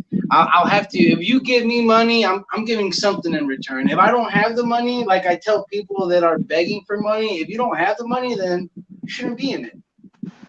Right. And I just felt like it wasn't such a great tragic where I need a handout. I need to ask for help. Like I'll be able to bounce back. I just don't want to. I don't want to put my money where right now I might not be able to afford it until I can definitely see I'm like able to do it on my own, and I'm like, all right, I'm gonna go ahead and do it. If not, I'm gonna wait. I mean, there's always ways around to doing it. If I have to sell one of my snakes just to feed my whole collection for a month or 2, 3 months, I'll do it. Right. But for me to just say, oh yeah, give me some money, that ain't me. Well, that was like our topic the other day when we were talking about would you sell your collection kind of thing, Right. Fits right in. Exactly. I mean, if it's something that you have to do to save your other part of your collection, it's a sacrifice that you have to gonna live with, You're gonna have to think about it. For sure. Can you hold $1? There you go. I remember that email. That's what got me and Rob all fired up that one time. That guy set up a massive message on Instagram asking if we could donate $1 or $2 because he wanted to buy a clown. Because he really wanted it. And I thought, you know what? If 500 people gave him $1, you know what I mean? Yeah. But if you can't afford that snake, what are you going to do when he gets sick or feeding it? And and he had a couple giveaways and he never held up to them. I was going to give away a pair of clowns at 100 or 200 subscribers. Didn't do it. Realized what they was worth. Then a thermostat. Didn't do it at 250. Waited to 500. Changed all these rules. I thought people like you, but he's taking advantage of the community. You know what I mean? And I don't appreciate that. Because we help somebody because their family has a death or their whole house burned down. That doesn't mean that we're going to help you buy a snake because you don't have the money for it. You know what I mean? I mean, that's the thing. I'll give me $1. Like, I got a lot of snakes. Well, that's like even my side, on the other side of the giveaway, like mine, when I had them all packaged in the mailboxes, all 3 winners and all that, I took pictures of all the envelopes filled out. I took a picture and I still have the receipt saying it was going to be due at each one of their addresses at this time. So there was no, oh, I didn't do this or I didn't do that. It was like, no, I got it right here. If you didn't get it beyond this point, it's not my problem. It's all right here, They left here going your way. On your next live stream, I'll give you $1. I need $1 in my live stream. I'll hold $1. But yeah, it's just people like that. Like you were telling me earlier, somebody was wanting money. They did a GoFundMe, he said, for an enclosure. Yeah, this guy had picked up a spider male, and he was saying, "Man, I'm asking for people to help me and my GoFundMe and try to get, I forgot the snake's name, a bigger enclosure." I was like, really? Like if you can't afford that, you might as well, you might not be. And that's back to even have it.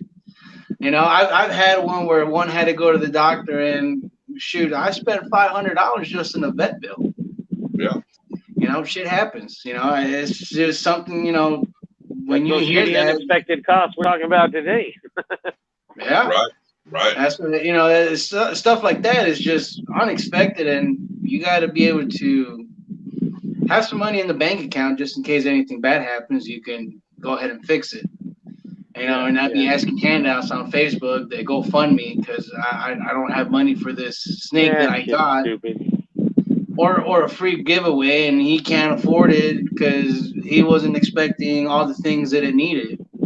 Right. Stuff like that. It's just it gets a little aggravating because we work for our money and we work hard for it, and then just for somebody to just come and ask for something that you had to work hard and for them to just take it. And on top of that, you've never seen him post, oh, look at his new enclosure.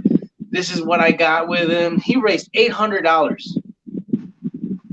$800 on an enclosure. Come on, it's a ball python. You can 800 on a ball python enclosure? Yes. And I was like, man, $800.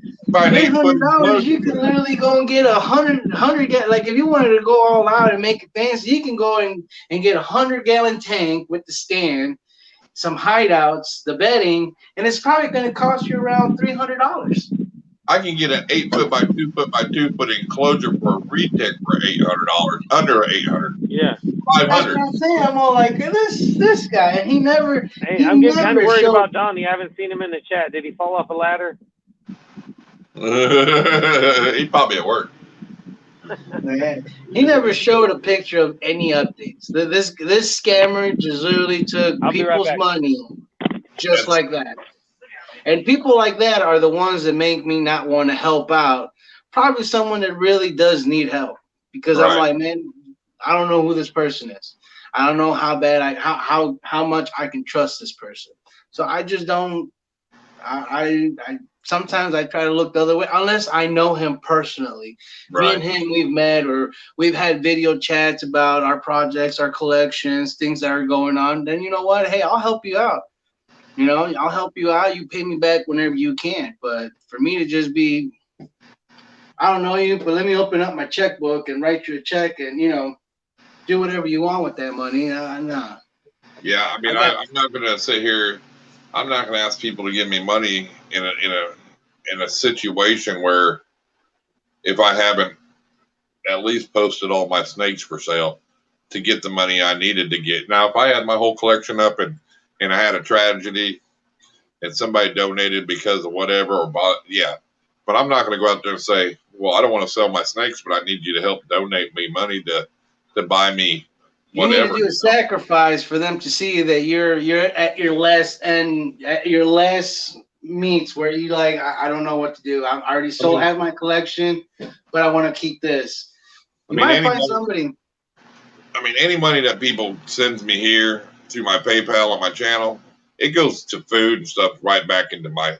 It don't go to my. I want to go buy this or that. It goes right into, hey, foods or whatever, bedding, you know, rats, all that, you know. That's where I take that, put it back, or I might use it, save it up, and buy something like a thermostat and give it away or something. You know what I mean? I mean that's what I use it. I don't use it for my personal gain, you know what I mean? Because I don't believe in that, you know. So, I mean, because that's, you know. But I mean, it's some of these channels. It's crazy. I mean, I watch them and they throw some money away, dude. I mean, I see people donating $100 at a time, and they'll do it 5 times in a row. I mean, it's crazy what people donate money on a super chat. I mean, it blows my mind.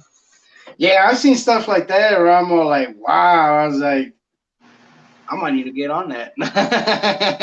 Yeah, no, I've seen big donations and. Well, I know Handpay's seen it. Handpay, do you know any places that have coin pushers? Because there's a channel I watch every once in a while, Joshua Bartley or whatever, and he does coin pusher. You know, he buys in and does coin pushers, and I see people donate him like, I mean, I watched him for 45 minutes one time, dude. He had like $2,500 in donations. People watching him play that coin pusher. I was like, that's crazy. I mean, coin pushers are cool, but I couldn't believe it. But a lot of people were from other countries though too. You know, like Denmark and places like that. Though, you know, it's crazy. They always have more money over there. Yeah, I wonder why. You watch him too, Mr. J? Yeah, I like the coin pusher. It's pretty cool. He doesn't like over by West Virginia or somewhere. Yep, they're still in their cage. They're still in their cage, and the tree bows are still in there. Haven't escaped since the last time. Yeah. I don't know. I might go fund me on my rats. Since now I'm just now I'm hoping that this Friday I might just say screw it and take the money out of my savings and just meet him maybe on. Hang on, what's today? Probably meet him. Maybe hopefully if he has it tomorrow, pick him up tomorrow. Because I need to get some more rats, some breeder rats in there, just in case. Once my females get back onto feed, they're pigs. They eat D&D, so welcome. much. Hey D&D, thanks for stopping by. I appreciate it. I was like, you want to see? I have my banana. She's about a year. I'm gonna say a year and a half. And check how big she is. Hey Justin, you want to put that channel to Handpay? It's Joshua Bartley or something like that, ain't it, Mr. J? You do what now? I was talking about a channel for the coin pusher. Yeah, she's good. So. Oh, I thought you were talking to me. I meant She's Mr. big. Yeah, she is. Year and a half. Like she does not stop eating. Like I can literally feed. I fed her like 2 days ago, and I can go in there and feed somebody, and it refuses. I know who to go for. Oh yeah. Yeah, you got that one extra rat. She's the one. She's the one. That one female I just sold, she could eat a medium rat every day if I would have let her. I mean, she's a powerhouse, dude. I think I feel some good follicles in here. Oh, I believe it. There's a lot of people out there that just they'll take advantage of you. You got to watch them scammers. Ball Python's 81 on Instagram is a big scammer. Yeah, I try not to buy anything like that. Anything with down payment on a snake or pay me first and then we'll meet up. I'll tell you, no, I don't do none of that. I'll pay you in hand when I see the snake. I don't pay through internet. If I'm that type of person, just got to be a physical kind. It's like, I want my stuff. You give me a snake, I'll give you some money. That's what I like to do. Or if I do anything that I buy online, I has to be a known breeder. That's one of the main reasons why I have something like this, social media. I know who I am. I know who that person is, and I could be. I know what you have. I know what you're all about. I'll go ahead and buy it from you. Anytime I bought anything on Morph Market, I'm doing my research. Who's this guy? He has a Facebook profile. Okay, cool. Let me go and check it out. I'll check his pictures. I check how many times he posted. If I don't see that he's posted more than 1-2 times within like 2 days, that's a big red flag for me. He said he was playing one in West Virginia. I'm not sure where he's from. I can't remember. 24 million views. Yes. Hey, Gay. Yeah, he's got his channel is crazy, and like I said, I watched him for 45 minutes play coin pusher. I know they donated $200 to $2,500 to him. Buy-in was $400 at a time, but he wins a lot. But he does. I mean, he's got a big following too. You know, he's got a good following. He's got 124,000 people. Yeah. Wow. And just does coin pushers, you know, and then and he's been playing them through the whole COVID thing. He knows somebody. They let him go in there and play that machine, even though the casino shut down. You know, it's crazy. You know, so he's got a good gig.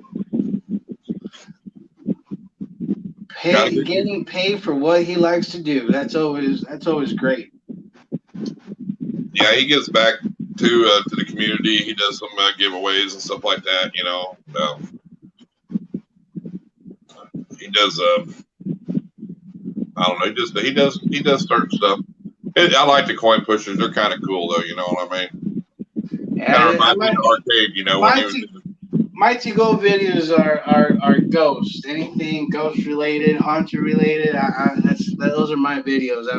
I'm a very what do you want to call it? Paranormal kind of guy.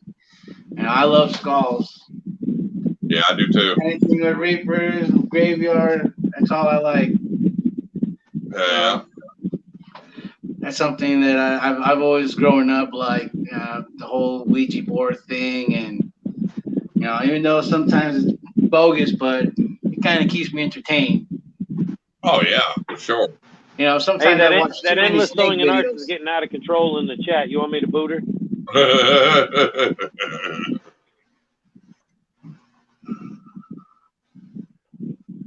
Yeah, the haunted. I got a ghost down here in my basement.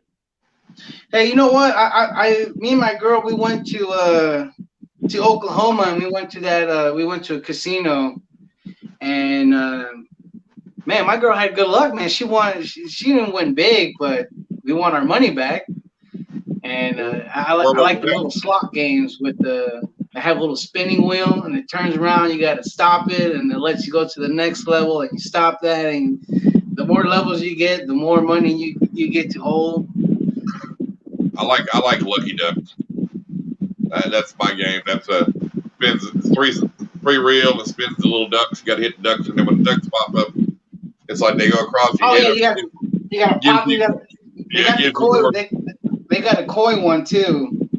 It's fun. I always go with the mindset, I'm gonna go and put $20 in the machine. I'm gonna have a good time. Sometimes I know in Louisiana, those casinos down there, they have free drinks, and as long as you're playing them slots, you get a free drink. And we were playing and playing. Now, one in Durant's big casino, and then we got a bunch up here around Tulsa too. We got the Hard Rock Cafe and stuff like that. They're all over Oklahoma though. Yeah, we're just trying to avoid them now. Now that she's pregnant, we're trying to stay away from all that smoke there. I mean, it's pretty much an ashtray in there. I don't mind it, but since she's pregnant, I don't want. I don't know some. Yeah. I don't know. It's just. I've never was taught, that it was okay for a pregnant girl to be in the smoking area. So I tried. Yeah, it's probably better you just go by yourself. Yeah, so. But only with 20, remember. Yeah, I was like, she's my good luck charm, so I try to take her with me, but I don't think this year we're doing any of that. Yeah, River Spirit, I do the Osage. In fact, I just built a new hotel on the new Osage Casino here. I did that, and then it's a pretty good casino, fairly new too. Then you got River Spirit, and then you got Hard Rock. They're big. Yeah, I went to the WinStar one. That's okay. Yeah, I know what you're talking about. What the hell? I'm not a big gambler because, man, I would literally lose my whole bank account if I let myself go. Apparently, Hampe asked you what casino in Oklahoma or something. Yeah, in Oklahoma, you can smoke in there as much as you can until you run out of smokes from your car. I'll tell you that. Which one did I go to? Yeah, I guess, yeah. Well, Trish said it. I've been to all the different ones. I mean, they got the Hard Rock, River Spirit. They got Osage. They got some up north. I think she's just causing trouble. And yeah, there's all kinds of, man, they're everywhere. You got the one Cherokee casino. Man, I mean, they're all over Oklahoma. I mean, there's you can go like 10 miles, you're going to run into one. Yeah, there's tons of casinos all over Oklahoma. I don't like them. They're the devil. No, Facebook is the devil. Facebook is the devil. That is true. Island Resort Casino. I've joined groups and laughed to see, how fast I can get, booted out or something. I remember I was in a ball python one, and I think I was when I first got one of the racks or something, and I had all the snakes in the little 6-quart tubs, So I took a picture, and I was like, I got my rack set up, and they booted me out of the group. They were like, bouncing me. I was like, what? No sense of humor. I was like, what's the deal? It was funny. Oh no, man, they don't. It has to be their sense of humor. If not, it's not. They didn't even not ask, allowed. you know, like, is that their normal house? They didn't say nothing. I was out. They started yelling, screaming. They booted. Yeah, they ain't done in Texas. Yeah. Yeah. That one, I think he went to Windstar, is what you're talking about. That's a good question. I don't remember. I slept by then. I know there's one right there on the Texas-Oklahoma border in Durant. That's like one of the biggest ones there is. Isn't that Windstar? I think it is. It might be. Yeah, that's Windstar. That's the one where a lot of Texas people go to. The one I went to was a little further up because I went to the Reptile show. So we just went to a casino down that the Reptile show. So I'm not 100% sure what was the name. We literally just went there. We typed in casino and we went to the nearest one on our GPS. Did you go to the show in Oklahoma City? Yeah, I did a show over there. We sold some showcases for reptiles. Some cocoa blocks. I sold a Choctaw. 100% head pie. I did take the albino, but I got to keep that one. Yeah. I wanted to keep that one. I think next to Joe Exotic. I think that's the one he went to, the one right next to Joe Exotic's. The Tiger King. Who needs rats? Oh, this guy. I'm just picking up in Texas. I'm not leaving Texas. I'll tell you that. So if you're in Texas, you're in luck. I will buy them. I will buy it. Yeah, there's a guy the guy I sold my breeder females to said he was thinking about going to Texas. There's a guy he was going to go get ASS from there in Texas. I don't know. That might have been me. I don't know. I had a shit ton. Yeah, he said he was fitting to go up there and get some. So if it was recently, it wasn't me. No, he was talking about going in the next week or so to get them. Oh no, that wasn't me. Going crazy over here.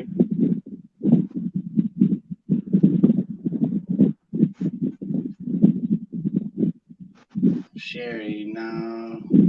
I gotta say, that would be a box opening video so fast. Well, there will be one on my channel on Friday. Hopefully, fingers crossed.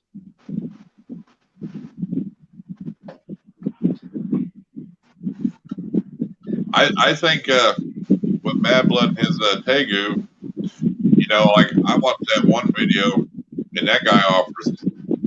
He says before he ships his babies out, he gives them a different food source every day. So when he ships his babies out, whatever the new owner tries to feed them, they're used to. You know what I mean? Yeah. Because it says some people just feed them one thing, and if you don't find out what they're feeding them, they might not eat something else. But I also read that some people have got their brand new baby Tegus in, and they went straight into Burmation. You know, which I'm hoping he's not trying to do, you know, or she's trying to do, you know.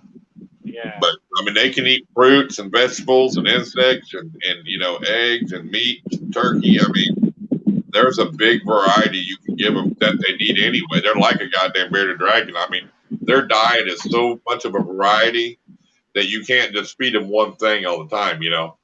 Hey, I got a question.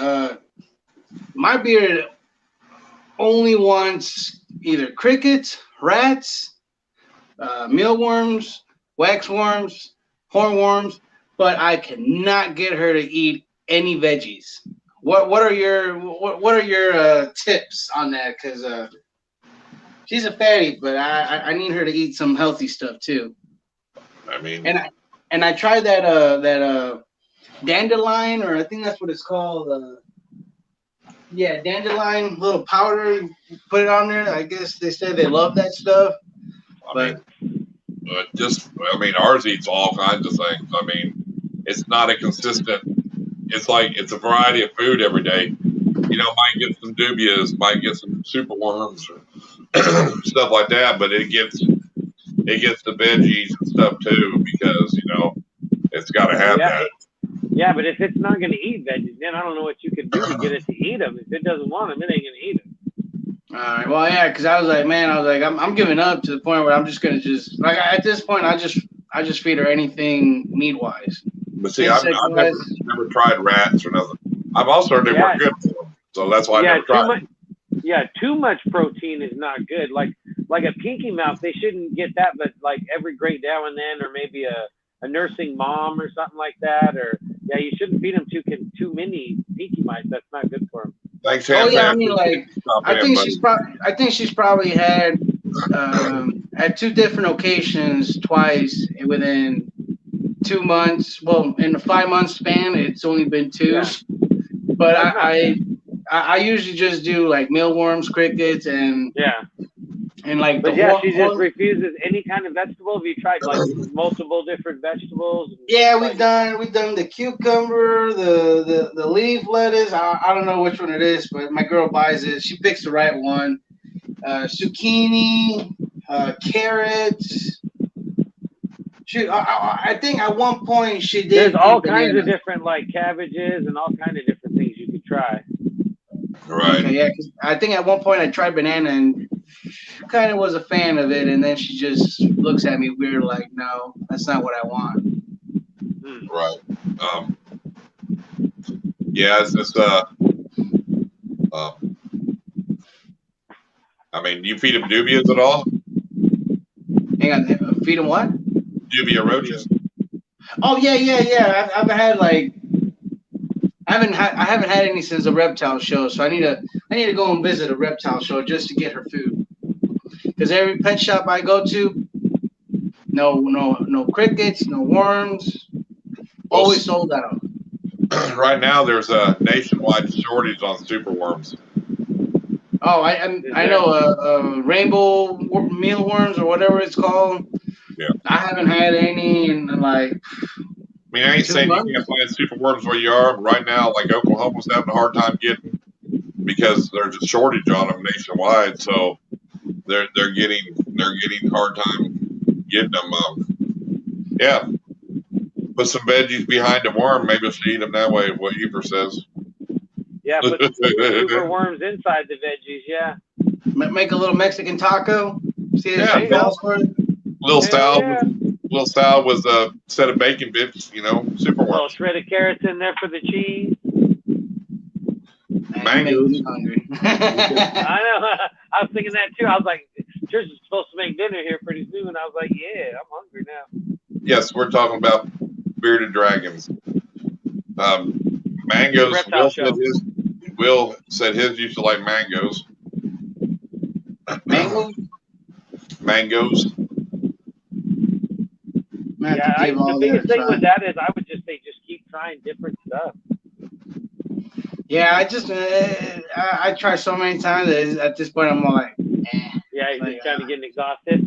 Yeah, I'm getting exhausted of all the options I can do, but I'm gonna try that whole mango and try like spinach and different kind of leaf lettuce. Yeah. Anything leafy. Yeah, spinach, of course, and throw some insects inside that bowl with their, make a bowl, put insects inside that leaf, Yeah, don't try just like normal lettuce because that's just like 99.8% water. Oh no, she gets kale, spinach. I forgot what other else she bought, but yeah, that was one of the things they told us not to feed. Yeah, but I mean that's the only way they get their hydration. It's true. Yeah. What they eat, because they don't drink water. Oh man, this girl, she drinks water like it's gonna go. Mine do not drink water. Oh man, mine's like completely opposite. Mine does everything. Yeah, but she's not getting any moisture from any vegetables. She's not getting any of that. So. Right, that's why she is. Oh, and she's picky. It needs to be clean water. Like if there's any type of debris in there, she'll look at it. Most people don't even run a water bowl in a. No, I don't. Yeah. Maybe I shouldn't put any water in there and wait until she eats one of those lettuce. I mean, if she's drinking though, I mean. Yeah, I mean she's hydrating anyway, So I mean. The biggest thing is a lot of people. depending on what it's in, it's hard to keep the humidity down and have a water bowl in there. So that's why a lot of people won't even put one in. But if you can keep the humidity down and have a water bowl in there, there ain't nothing wrong with that at all. Yeah, I usually keep the water bowl where the light's not at. I keep the light on one end, and she goes there to bask, and then she goes to the other end to stay cool, and the water's there. But I mean, you've seen her. She looks pretty healthy to you, right? Yeah, it looks good. Yeah. Oh, I got you. He said it's finishing the worm place a vegetable in its mouth. Not shoved, just place. I got you. I didn't see that comment. Yeah, they like hornworm. They like them silkworms too. Have you ever had them? Yeah. They're expensive though. They're expensive. That one of Annette, man. Yeah, that one of Annette loves them damn hornworms, man. She'll slurp them things down like they're noodles. Damn, she loves them. I think I spend more money on her food than my snakes. You know what's funny though? Usually like at the Petco here, we have a friend, and they'll tell us once they get a certain size and they start getting too big, she'll call me and they'll about give them to me free, the hornworms. Really? Yeah, because once they get so big, they nobody wants them. I need to be a social butterfly and just have a lot of friends out there in pet stores. Give me a little heads up, like, hey, these things are about to turn. You get them 50% off. Blackbird, tell your brother you better quit typing random things or we're going to boot you, and it'll be his fault. Do what now? His brother's typing random things on his comments.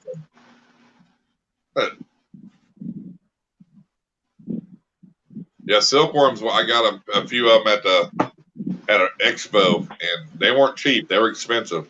Man, and actually the geckos liked them too. You know what I mean?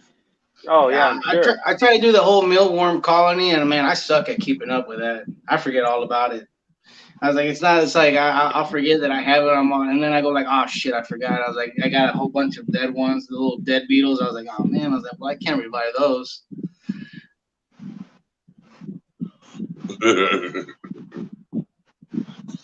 Shit, that's like the other day. I had one of my praying mantises next to the anole tank. The anole jumped right across, smacked itself right in the mirror, going for the praying mantis.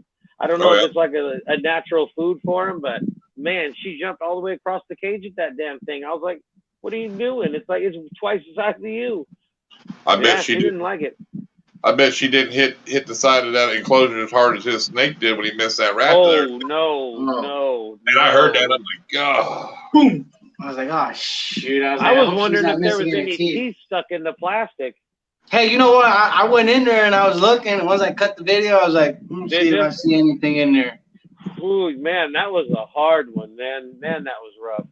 Hey, but today she's not swollen. She actually ate another rat after that one. So I was. Yeah. I was. Oh no, it happens. I've had him do it, but man, that was a good hard hit there. Hey, I had my emerald tree boa. If just smacked himself in the glass, just straight up smacked. I was like, and his lips swole up. I seen a guy post a picture of a Burmese, and it was really swole right here underneath its mouth, like in his neck. I mean, like a big swell, big swell. And the guy said, hey, you know, it ate last night, and I woke up, and this is what I see, you know, and wanted some advice. And, of course, a couple people said, well, it could just be a rat scratched its throat going down and got an infection in it, you know what I mean? Yeah, And this one girl or guy goes, hey, push on it and tell me if it's soft or hard. And he goes, soft. He goes, it's water. It'll go. He pushed on it and it went away within. He goes, yeah. He goes, push on it. He goes, water come out of his mouth. They'll retain water. I'd never seen it in my Burma before. He goes, yeah, my boa's done it and my Burmese have done it. They said, and it went completely away, dude. And I mean, it's weird. A baseball, dude. I mean, big.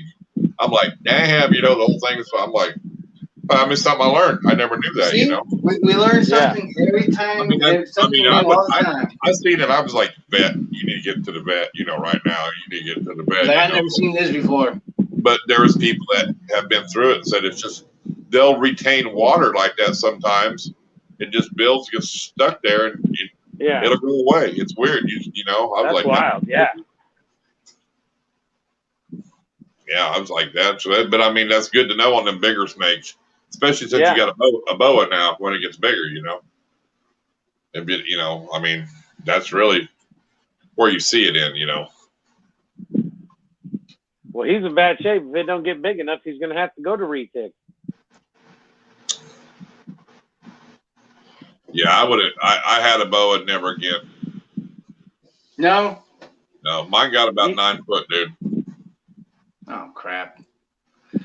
Dang. And it was well, just, that's like it was just a regular BCI, you know, like, or you know what people call red tails, but just a BCI, it's not a real red tail. And they get huge, and they're twice as strong as any ball python you'll ever have, dude. Yeah, they're way stronger.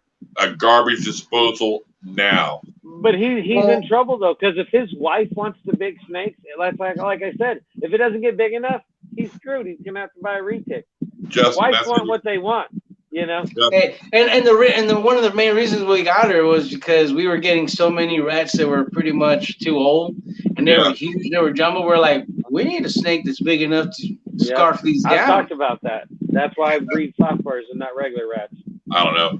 Every woman wants that big snake, so that's just all. Yeah. but it's like his wife.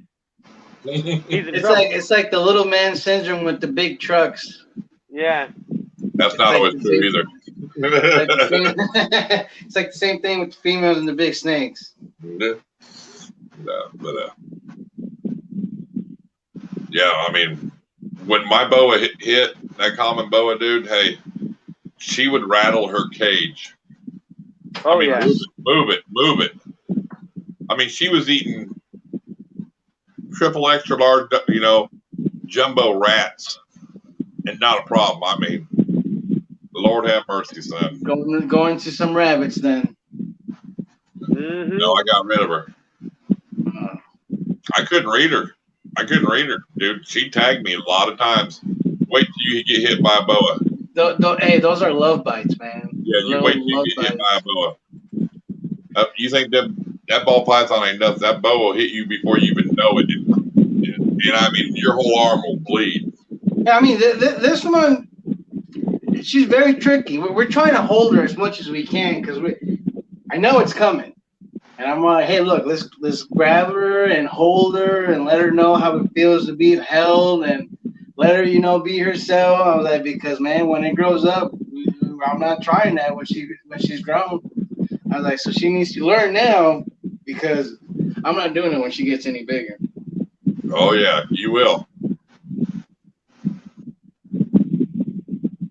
Snake geeks. No, I haven't moved them out of the garage. They're nice and happy, and they ain't got out yet. We just got called snake geeks by Heather's husband. That's fine. Snake nerds, that's right. Tell them thank you. I'll take that compliment. Yeah. Hey, I just want to let everybody know that's on the chat. I'm going to say thank you for subscribing. I am getting some notifications here saying that I've got new subscribers, but don't forget to watch the videos. At every video, there's always something extra in the end. Don't cheat. Yeah, and what we were talking about earlier about the snake hitting and stuff, his last video's got a feeding in there. And man, it's an amazing strike. If you're going to watch a video, check that one out. Oh, it's like she didn't even see the wall there. I think she just went for it. It's like, you know. She missed the rat. She almost put a hole through the tub. She hit it so hard. You know, you see like those fight videos or something when they're on the ground and the dude moves her head and the dude smacks the cement and it's like, oh, I bet that freaking hurt. You know. It's like when you're walking and they don't see the door there and they run into the door. Wow. Yeah, it's like perfect example right there. Man, that was a good hit too. Because I've seen Irondogg comment. Yeah, when I opened up the screen, I seen Irondogg's comment about the hit, and I was like, "What?" So I was like, watching through, and then as soon as I was like, "Oh, that's what he's talking about." Hey, I got escapees where I have to try to catch that sucker in the room. Hey, I seen that too. Yeah, it jumped out. That was funny.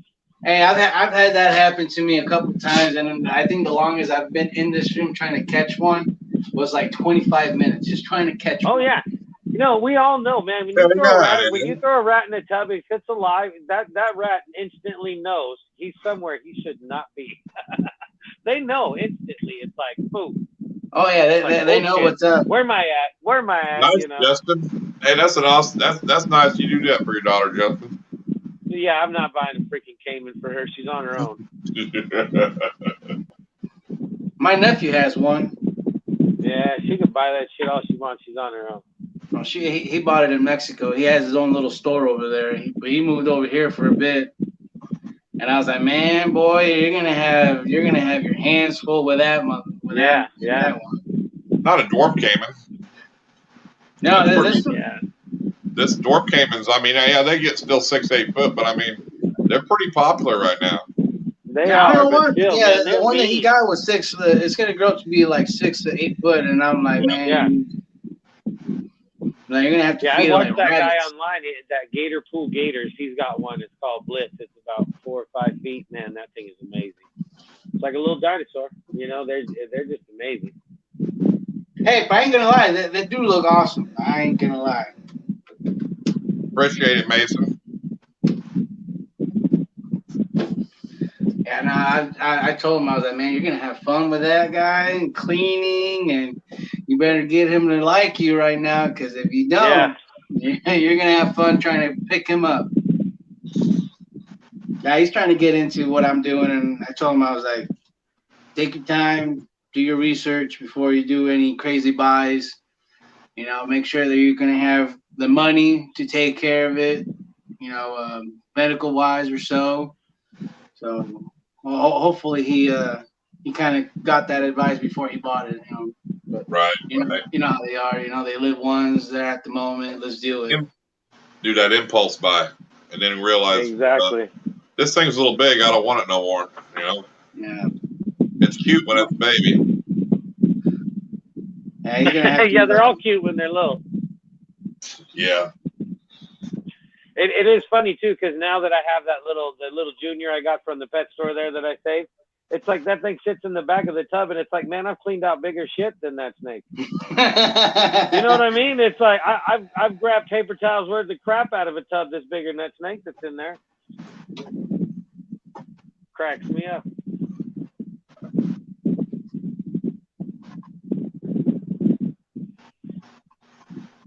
What you searching for over there? For me? Well, you're the only one searching around, ain't you? Yeah.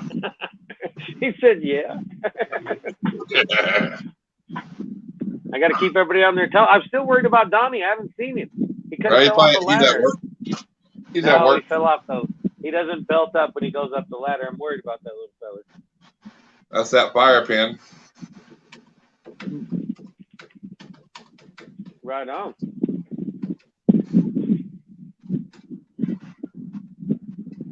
Pretty little girl. All girls in there. Oh, bought a carpet python yesterday. Sweet. Gaze in the room. She'll love that. It won't be here. It won't be here tonight, Mason. Sorry. I'm just going to tell you, if it's 8:10, you won't see it till tomorrow. It's stuck at a hub somewhere. Yeah, if it's past 8, you're just you could always call and make sure. Just keep. If you look at the tracking, it should be. It probably got hung up at a hub. That's why it's been happening quite a bit lately. That's why I like I was telling him, I ship hub to hub. I don't ship to no one's house because it's the temperatures right now are so hot that it's if you ship to the hub, it's in a controlled atmosphere temperature, you know. And I ain't gonna lie, I think I like that to go and pick up because I know that once I arrive, it's there. I don't have to worry about what time it gets there. It gets there when I get there. So it's always a better feeling knowing that when you go there, it's there. Well, I mean, even like Rob will drive an hour to his nearest hub to pick that snake up. Oh yeah. It's so worth it, dude, to drive to Hey, pick that snake up. I drive an hour to work, so I have an hour in between to pick a hub to go and pick it up at. So for Right. me, it's no issue. Right, and that's what I'm saying. I mean, because just think if it's on that truck and they get delayed, and instead of being at 10:30, they don't drop it off to 2 in the afternoon. It's been in that hot heat. It probably ain't gonna make it, to be honest with you. Yeah, that's not good. I mean, I'm not trying to just, yeah, it's crazy how it makes no sense the way their route goes. They'll go completely past where it's supposed to be dropped off and then deliver it back this way. Isn't there something about they try not to take a left or something like that? They try to take the least amount of. Is it a left or a right? There's something with UPS and FedEx. They have the routes to where, because when you have to wait in the lights to take they try to avoid going left, because right, you don't have to wait for a light. You can just kind of look and go. And if you have to wait at the light, so they try to make everything to where they make rights and not as many left to save time or something. I don't know. It's really weird how they map it out. It goes from, like, when I shipped to California, it went from me east to Nashville, or to Memphis, I think it was, to Memphis. Yeah. From Memphis to Cali. Well, I meant like the truck, when it gets in the truck itself, like if you didn't pick it up at the hub. Oh, no, I don't think they have any rhyme or reason. I don't know. Yeah, I thought you were talking about when they're the delivery people. It's because of what's going on right now with the COVID and everything. It's they'll tell you there's no live guarantee arrivals. Yeah. It'll tell you that they're short-handed, and if it's that's the downside. That's why it's just a lot of people do hub to hub. I mean, it's the smartest thing to do right now because of what's going on. I mean, hell, when I got that one from Freedom Breeder, it went from Cali to Memphis. Did not get to me. Stayed the night in Memphis, and I had talked to Jimmy the whole time, and I told him, yeah, it's fine to ship out. Don't worry about the temps are fine. No heat packs. I told him, because we're good. It got a little cool that night there, but I knew it was in the hub. But if he'd put a heat pack in and been arrived on time, it was like in the 90s that day. It would have cooked him. You know what I'm saying? But it wasn't his fault. I mean, he was on. I talked to him all day and night, dude. Jimmy from Ball Life, at Freedom Breeder.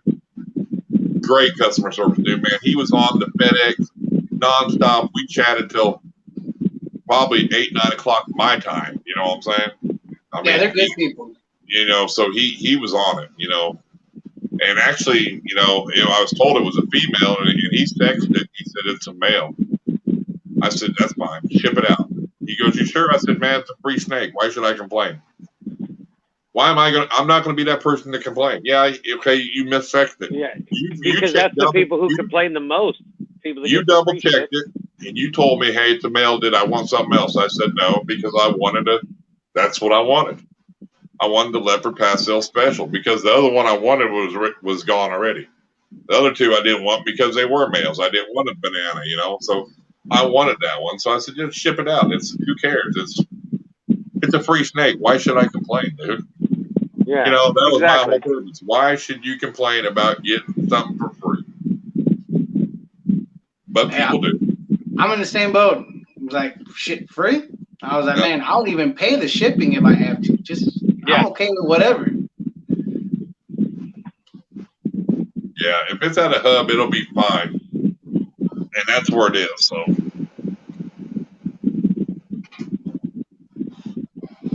Yeah, you'll be good. Yeah, if it's delayed somewhere sitting at a hub, it's good until it ships out tomorrow. So, and it happens. It happens. I mean, everybody has a story about something like that. I mean, I never had problems except for that one time, dude. Really. So, I mean, other than that, they've been pretty spot on. In fact, the next snake after that I got was 2 snakes from Brad. They arrived an hour early. What the hell, you know? I mean, that's unheard of. Hour early. Yeah, that's unheard of. You know, like what? What are they doing here already? You know? He probably took a wrong turn. Yeah, he took the left turn. He took a left turn.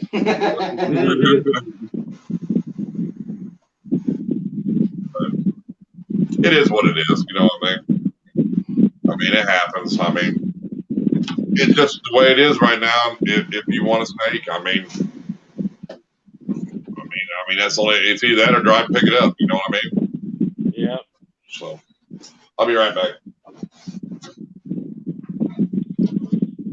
No, there's no time for that crap. All right, show us a critter.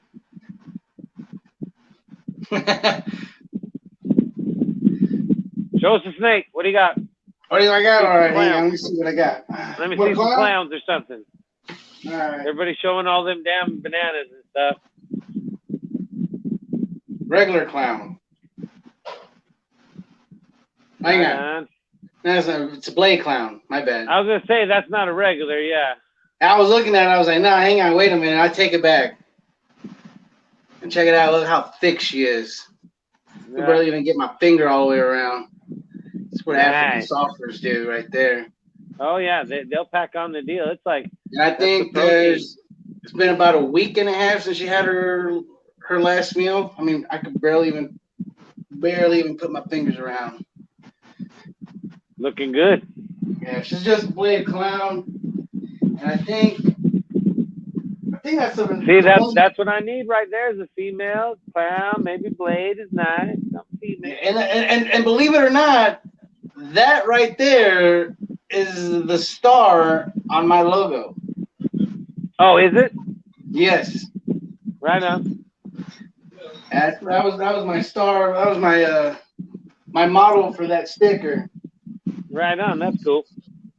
And I had my pie, which she was at 1,200, and she stopped eating for me. So I'm hoping she comes back to She'll come around. She'll come back around because this was something I wanted to work on this year. I have my Orange Dream pastel head pie, which I wanted to let go of the tongs, which I wanted to put him on her, get some orange going. But all right, we got to quit talking about it. She's still thick.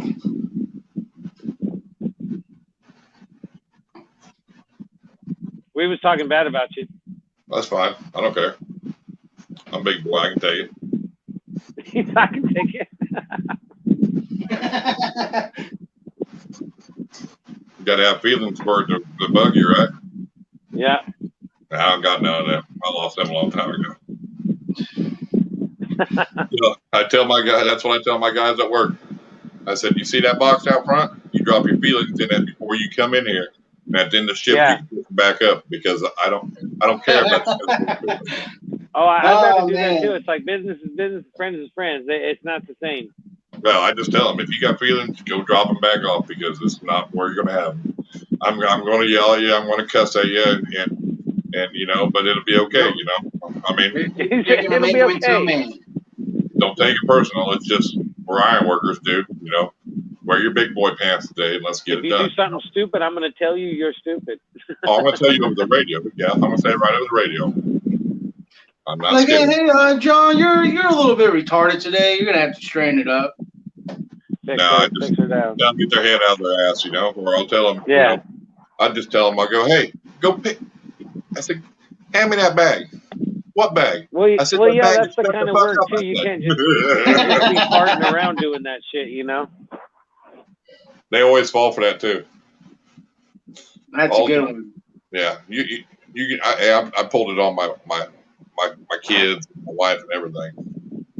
I'm gonna have to use that one at work. Even though I'm nobody at work, I'm gonna use that one. I'm gonna use that one. Did you hear it, Denison? Huh? I always tell them, I said, hey, hand me that bag over there. And they'll go, what bag? I said, the bag of shut the fuck up, I said. Yeah, the bag of shut the fuck up. All right, Heather, we'll see you. Thanks. All right.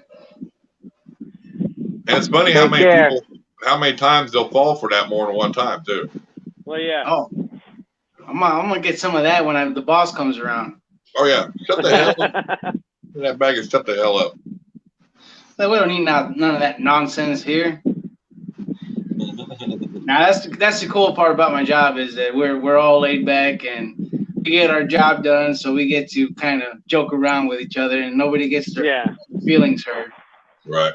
Oh, somebody always gets updated for sure on that. And we'll be looking for that unboxing video. From who? From Mason. Oh, that's right. Yeah. You'll get it tomorrow. There ain't no problem with it. For sure. Then you can do your unboxing. Just check him out. He might want to. Like I know Mary was supposed to load hers on YouTube too. Yeah, like when mine was delayed, when I got mine from Freedom Breeder, I unboxed it and put it in the tub, and I waited a day before I did my unboxing video because, little man had quite the trip and was stressed and a day over, so yeah, I let him chill for a little bit, and then I did one, You put them back in the box and tape it back up and act like you're surprised. What is this? I didn't tape the box, but I had it back in there like I was showing everybody. Well, yeah, but you could film yourself cutting the box and then just save that footage and then, wrap him back up, close it, start the footage, and say, hey. Where did it come from? Well, yeah, you can edit all that shit out. It's like I'm not an expert, so I'm not an expert like you guys. So I'll have to be like, all right, I was right here. Man. I do that on all of them, dude. Hey, Brad goes, man, that was an easy unboxing you did on my snakes I sent you because, I think it was either his knots or he had, like the zip ties. I already had everything cut. I'm like, oh yeah, I'm just untying the knot like it's simple, Thinking, well, yeah. But it depends because, I don't want to do an unboxing and something maybe be bad in there. I mean, you never know what could happen. It's like, oh hey, check this dead snake out. So Yeah. Well, I know. As soon as I get home, I'll do a little whore bath. It's like, all right, let me do this real quick. Take it unboxing, and I'm like, hey, look what I got. And by the time I'm done, that's why my videos are so short. I'm ready to go and take a shower. Yeah, exactly. Oh well, just but I never can wait to get it open to make sure it's okay. You know what I mean? Yeah, that's the thing. It's making sure it's okay. Yeah, I used to do that all the time at work. I'll get them shipped at work, and I'm like, all right, I need to open it and make sure that it's still okay. And I always think like with doing videos like egg cutting videos, man. Making a video of egg cutting videos is one thing, but doing that shit live for like the first time or something like that would be the most nerve wracking shit ever. I don't think I was sweating bullets. That's to do it, or even like pulling them apart or putting them in the box. All that shit makes you nervous, man. It's like I'll just do videos on that shit. I got to do it a few times before I ever try it live. It's like nope. I don't know where they're at. Well, like me, I use big scissors, dude, because I can't. My hands are so big, my fingers so big, I can't use little scissors. I wear a size 17 ring on my ring finger, dude. Damn. So I can't just take the little scissors, So I gotta get big scissors, Or I'll just whip a knife or a razor blade out. Yeah, exactly. I can't deal with them small scissors. There ain't no way. I'd have to get something like the first time. I'd have to get some of them blunt ones you see, like the kids have with the rounded front on it or something. It's got little round balls on the end of it. Yeah, exactly. It's like be all nervous. Yeah, But Hilljack, what's up, my brother? Nice to see you, buddy. Welcome to the stream. That's my brother. That's just some nerve-wracking shit. Good. That's my brother right there. You need to fix your name. Yeah, well. Your brother, or just your brother? Brother from another mother. Hey, you need to fix that name of yours. What? Well, because we both got the capital letters looking all smooth and stuff, and you're over there looking all just small and low? That's because your phones are turned up. Mine's turned down. No, ours are in capital letters. Yours are not. That's what makes it look cool. Look at your name and look at ours. All right, that's fine. Well, hey, I can help you out here. You should stand out a little bit. Try to be like the group here. There. This is your stream, Fancy Pants. There. How's that? Is that better? No. No. I see my name right on the bottom. I can't even see my Animal House no more. I still see it. Oh yeah, I see it now. Over there, I can't see it. I'm sure it'll move over here in a minute. Dang. Is that better? Oh, that's dirty. That's dirty. Yeah. You want to talk shit now? Yeah, I was being nice. Man, that's dirty stuff right there. Yeah, I'm trying to get one of those nice egg cutting the other day too. Hill Jack hit on all them bells I seen. That was nice. Had a bunch of white snakes. You gonna try what? Yeah, go ahead, Moreno. I'm sorry. Crap, I forgot. He said, "Damn it." I thought that shit was illegal in Texas. No, that's the years of doing it. What's illegal in Texas? The medicine. The medical herb. Oh, that's right. You got the word. You live in the worst state ever, don't you? Oh yeah. Yeah, we're not. Every state's gonna have it before we do. I'll tell you that. They'll still put you in prison for like a joint in your state, won't they? Hey, no, not no more. They're a little bit more easy. Are they getting a little better? I mean, they were bad for a while there. I've heard it, man. It's like they will treat you like you had a bag of heroin on. Yeah, you don't even want like an empty bag in your pocket in Texas, man. You want nothing. Yeah, I still don't trust the cops when they're all like, "Do you have any drugs? If you have marijuana, it's okay. We can take care of this on the side of the road." And I'm all like, "Bullshit, you are." I was like, "I ain't got shit." I don't have nothing. Leave me alone. No, but I used to watch them where they get them people with them THC vape pens, and they hit them hard on them things, dude. That's like because it's a controlled substance. That's why it's made in a lab. Yeah. If it's bud, then you can probably have an ounce and you'll be all right. Maybe get a ticket, have a court day, and you'll be good. But if you got anything like wax, little pens, yeah, you're screwed. Oh no shit. Yeah, you're getting charged like it's code, meth, any of that stuff. Yeah, I've heard that. Yeah, Texas is no joke, man. They'll be last. They'll tell them, and them girls will be crying, it's just CBD. That's what they said it was. No, it wasn't. Yeah, where are we at now? Isn't it nine states now? It's fully legal, and then for recreation, and then there's only 12 or 13 states that ain't got it. That don't have it now? Yeah, I think like 9 or 12 states. Yeah, I got my buddy that moved to Oklahoma and opened up his own business. I told him, "Hey, what's up, man? Like, if I go through, he's like, nah, I can't do that." I was like, "Oh, you're a dick." He's like, "I don't want to lose my license." I was like, "Yeah, I understand." I was like, "I'm not even smoking at the moment, so I don't care." Yeah, I can look out my window and see a dispensary down the road. That's for the devil. They got them everywhere, every corner, dude. And we got more weed stores than you call them dispensaries. We just call them stores because they're just stores here. But yeah, we got more stores than we got Mickey D's. You know what I mean? What? Oh yeah, they're all over the place. Yeah, but it's recreational there. I mean, but just for medical here, and Oklahoma, there's no criteria. There's no list of something. Some states you got to have one of these things. Oklahoma isn't. Hey, dude, man, I'm waiting for them to say, "Hey, we're making a medical." I'm like, "Here's all my prescription. Change it up for me, baby." Well, yeah, I don't even take them anymore. Even when Washington, when you had to have a prescription, they'd have these great big conventions in these great big domes and shit, and there'd be all these doctors there. Oh, you can walk up and just say, "Oh, I got a headache," and they'll give you a card. They don't give a shit.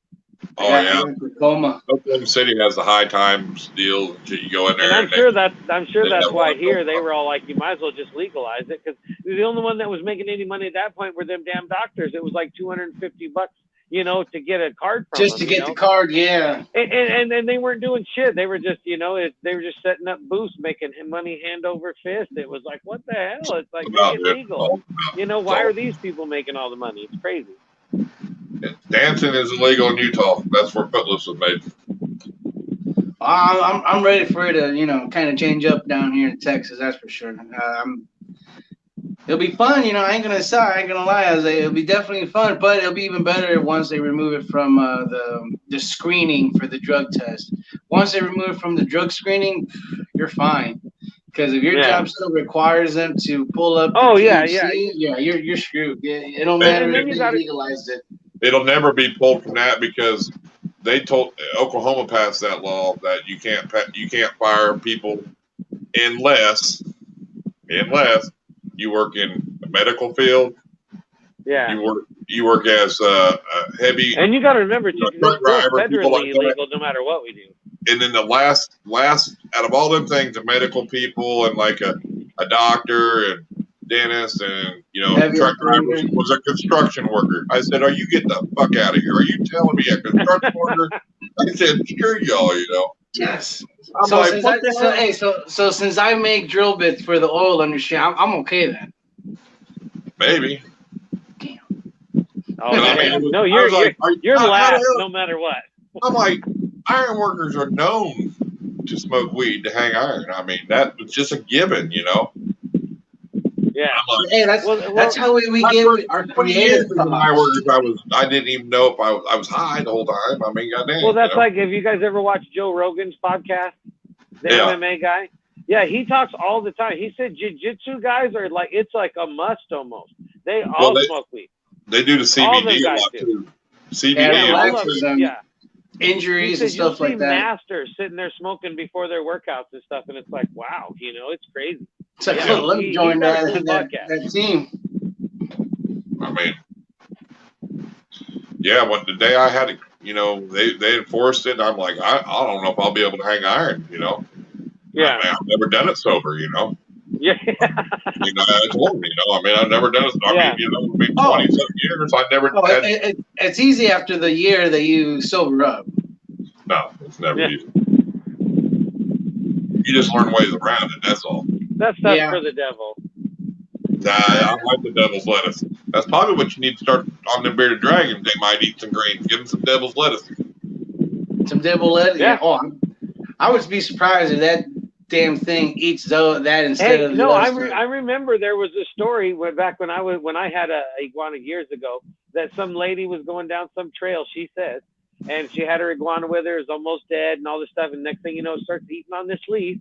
So this lady grabs a bag and just bags up all these leaves that this iguana was eating. It turned out to be weed. She got in trouble. It was a big whole ordeal. It was crazy. I don't know if it was true, but she said she had bags of it. And it was like, well, how much bags could you really get for your iguana, you know? I mean, like, did it have the buds? Because if it did, then we have an issue.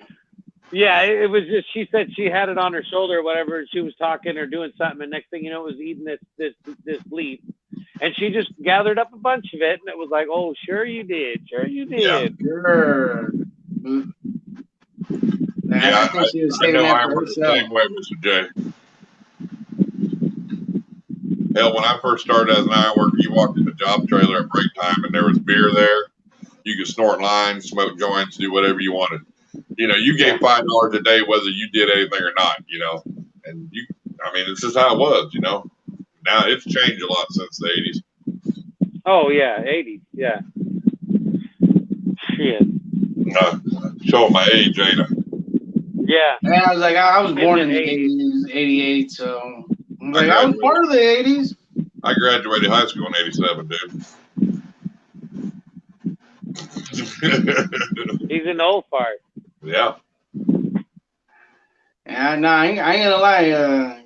Coke was one of my favorite things I used to do in Chicago. You ever seen that movie Below?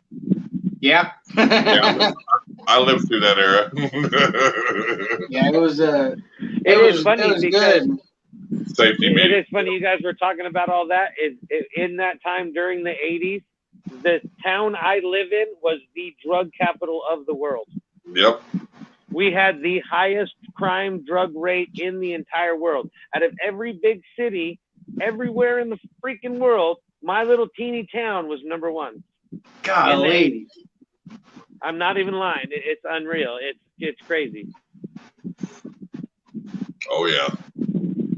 It is what it is. I mean, it's just a lifestyle. I mean, you know.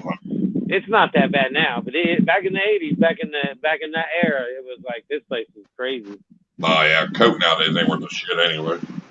No, there were neighborhoods you could see people in neighborhoods wheeling down refrigerators into neighborhoods and they trade shit. I mean, I'm not washers and dryers. Back in the day, I could smell ether for a mile. Now, I would say yes, like on that what you said, it's shit now. I've tried different ones, and I mean, I've never done that stuff. I came down to Texas, and it was crap. I mean, it was garbage. I was like, man, what happened to being so close to the border? Getting all the good stuff. What are they making now on the border? Everybody steps on it. And I was like, man, I was in Chicago getting like the real good stuff, but it was part of cartels, and it was a real sketchy neighborhood, and the sketchier it got, the better it was. I ain't gonna lie. Yeah, but being close to the border nowadays, they're just worried about all it is now is just meth running across that border now. You know what I mean? Yeah, that's all it is. Yeah. I mean, it is, and and now they know how to liquefy it, bring it across the border in a liquid form, and get it back into a hard substance, into a crystal. So they've got it locked down now. I mean, they got some smart scientists. Well, yeah, but I mean, because marijuana is not a big deal no more as it used to be because. Well, yeah, because there's no criminal market for it. Right. Now we grow it. Mm-hmm. And that's one of the things I was like, when they were debating if they wanted to or not, I was like, if they're trying to hit the cartels hard, that's like a good output of what they put out. I was like, you take that market away, they're gonna be pissed off, and they're gonna have to figure out what else to sell. It was, Mason. That's true too. Really, I think nowadays the big drug and the cheapest you can buy is heroin. Everybody's into heroin, which I've never done heroin in my life. Well, yeah, but the bad thing about that is because of the opiates, they get on them damn pills and they get higher and shit, and they realize they can't afford it, but they can't afford heroin, so they go to that shit. Yeah, and I'm not a big pill person either, so I mean. Yeah. I smoked some pot in my life, but I never did any of the harder drugs or anything growing up or nothing. Yeah, I just do my medication. They come in a little blue form. Oh, Viagra? No, I wish I had that one. That was the first thing that came to my mind when you said that. It was like, I know what you're talking about. I'm just messing with you. Hey, I've tried them suckers. I figured with you being on that dancing pole on the thumbnail, maybe you had to take one of that. You gotta boost up your, We forgot to tell people that you were the model for that thumbnail. Well, no, we talked about it. We talked about how I'm the one that's getting the money thrown to put their money, their clothes back on. Yeah. Yeah. I make good money. I ain't gonna lie. Yeah, I mean, are you gonna look at one of those racks that he was talking about for the rat? Oh yeah, as soon as he sends me the link, yeah, because right on. That'd be nice. I'll get on that tomorrow morning and I'll send it to you. I'll find it and send it to you. Yeah, I mean, it'll take him 3 days. He can't ever get around to shit. Oh bullshit. No, he's pretty good about that stuff. He is. I've really not done much drugs in my life. I mean, the only thing I really haven't done is heroin. I mean, I probably tried everything else once, but Hey, why do you think I have some bad memory, man?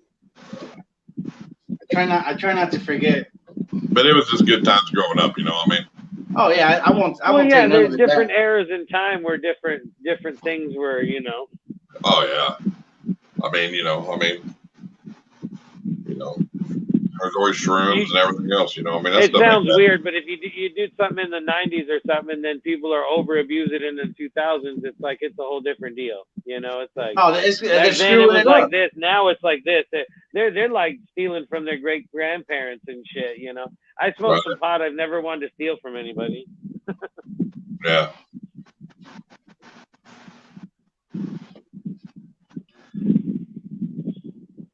She's shedding. Well, that's good. That's good. Oh, nice. Just showed up. Just showed up. Like he's had her, but I think it just like come out. Oh, come out of the enclosure. Right on. Because it hasn't ate or nothing. Yeah, it said saw me and ran. He said. I mean, and that could be why. That could be why it hasn't ate yet. Maybe it was shedding. Yeah. I mean, it was a little hatchling, so that's awesome. That one at the pet store was only about 5 or 6 inches, man. It was a little guy. Yeah, I've looked at some Tegu channels at Rose City Reptiles in Texas. Man, that guy's got a good channel, dude, and he's almost like self-sustained, where he wants to do everything, where he has to buy nothing. I mean, he raises them like cactus, like them cacti or whatever they eat, big leaves. He has all that on there. I mean, man, he has a lot of stuff on a good channel. He'll tell you too. He feeds them something different every day. So when he sells them, you should not have no problem with them eating. No matter what you feed them. Yeah, gives them a huge variety. Yes, and make sure they're all good and everything before he ships out. I mean, he's a pretty good guy. He's got a lot of Tegus too, and different stuff. And you say he's from Texas? Yep. Yeah. I think it's roast. I don't think I'm allowed to have any. Tegus? I don't think I'm allowed to have any. Depends on how big a snake your wife wants. Yeah, I know. That was the thing, is that she's like, well, if it's not gonna make us any money, it's not worth buying right now. I was like, yeah. What's up, Burn? Well, I mean, I was like, good point. Well, in that case, there's a snake I want. And that's how I got my leopard. Oh, right on. Yeah, it's weird. Like leopard geckos, they eat their shed, Yeah, they'll peel that shit right off of them as they're eating it. For the calcium and stuff, or protein in it. That's weird. It looks gross, but. Yeah, that's why you never find sheds, because they eat them all the time. Mm-hmm. It's weird. But I don't know. I miss my Nile monitor, He was cool. Why'd you give him up? It's just getting to the point where, dude, I had so much going on, But he was tame. I mean, I didn't give a wild one away. I mean, you could reach in and grab him, and man, he was tame. Chris Hardwick is in the chat. How you doing, man? Hey, Chris, how you doing, buddy? Glad for you to show up. Appreciate it. 3 shops in 1. There you go. Yep. It's the Iron Animal Show. Man, he had a good video. Up, Chris? See that? I just got done watching one of his shows, one of his YouTube videos. It was he's 2 a day now. Yeah, he did. He had a clutch of bamboos out, man. They were nice. Yeah, I'm having a brain fart. I totally forgot which video was the one I was watching. Are you starstruck? Yeah, I was like, oh, he is amazing. I've watched his channel since I started YouTube. I've watched his channel for the whole time I've had a YouTube channel. Chris Hardwick comes in, and my guests can't even talk no more. Got them all tongue-tied. I thought I was gonna get excited, but I seen the look on his face, and I was like, "Yep, he realized who it was too." Hey, well, that's how you know that somebody actually watches him. Oh yeah, he grinds out the videos like nothing else. So 2 a day. He puts the work in, dude. He puts the work in. I don't know how he does it, man. It's hard for me to get 1 a week done sometimes. It's 1 a day. Yeah, 2 a day. Why do you think my videos are like 5-6 minutes long? Yeah, it's like sometimes my collection's so small, I don't know what to talk about. I was like, these people probably seen my snakes already twice, 3 times already, and I don't know if they want to see it anymore. Yeah, but you get a different audience each time. Matter what. I mean, and he does even if he ain't showing you a snake, he's on Morph Market showing you a gene and what you could produce or potentially get out of it, and that's what's great, because a lot of people don't know. Hey, if you put this and this with this, it makes he this. says I'm running out of morphs. That's funny. Yeah, you'll never run out of morphs. I remember it was something about the super cinnamons and champagnes they was doing. That's the video that I was watching. Oh yeah, he's the reason why when I first got into this, it was all about ball pythons. But he said, you know, if you branch out a little bit, then you don't run out of ideas as fast. He got ideas the whole damn ever since. But so that's when I got the other animals, and it turned into my animal house instead of just about ball pythons. Well, and do-it-yourself videos like your racks and building different stuff. I mean, that's good, and showing people setups. I mean, I learned actually a lot from him when I first started, a ton. Oh yeah, Gray Matter. That's what that was. Gray Matter. I learned a lot. I learned a lot of things from him, from his channel, same as other channels. And I mean, all the way back from when he was doing the duck eggs, the breeding dogs, to all kinds of crap. That guy, I like the videos when he shows like his farm, where he's got his cows going, and when he starts talking about his chickens and his cows that eat chickens. He's got the good cows. That's what I grew up on, was the black Angus. That's the cows to have right there, buddy. Yeah, and I guess you can say I'm a fan. Oh, I'm a big fan. You can say you're. I mean, I'm a huge fan. I've been a fan since I started YouTube. Like I said, I've never seen you smile that big. Dude, I have a video. Yeah, I have a video somewhere in my deal when he subscribed to my channel. When I was making that video, I even said something in it like, "Oh my god." I was like I won't mind if he subscribes to mine too. I won't mind. I won't mind. And hey, maybe a topic. I know he probably talked about like the double recessive genes with the clown and pies, but maybe there's an idea. Refresh that category. He's been through a lot of genes, man. Oh, tons of them. I mean, you can go through his page, and good to know I have if you want to know about something, you just click on that link that he has with whatever morph you want to see. I believe it's 30-something thousand fans, isn't it? If I remember right. Yeah, 30,000 some fans. Yeah, 30. I think it was like 34K. When I first started watching him, he was about 7,000 or 8,000, I think. And I remember too, he was loading in, and he jumped. I mean, I was like, but he put the work in. Yeah, wherever he was about a year and a half ago. Man, he put the work in, dude. I mean, that's what it takes. I mean, right there, he's a prime example. If I remember his low subscriber count and him putting in the work, and it grew fast. But he broke it down how when you like whatever it takes to get to 100, it's going to take you that long to get to 1,000, and it's going to take you that long to get to 10,000. It's going to take you that long, and it's like, and he said eventually it's going to start, getting to a point where it's going to get better. It's like it'll get to that. I'm hoping for 50 at least this month. He said he didn't subscribe to your channel. I'm going to have to throw myself out there like a prostitute. You hear that? Marino, he just subscribed to your channel. He did. He said it right there. Look, he's looking down now. Oh man. This is worth it. Just thanks for coming in, Chris. This is cool. Definitely.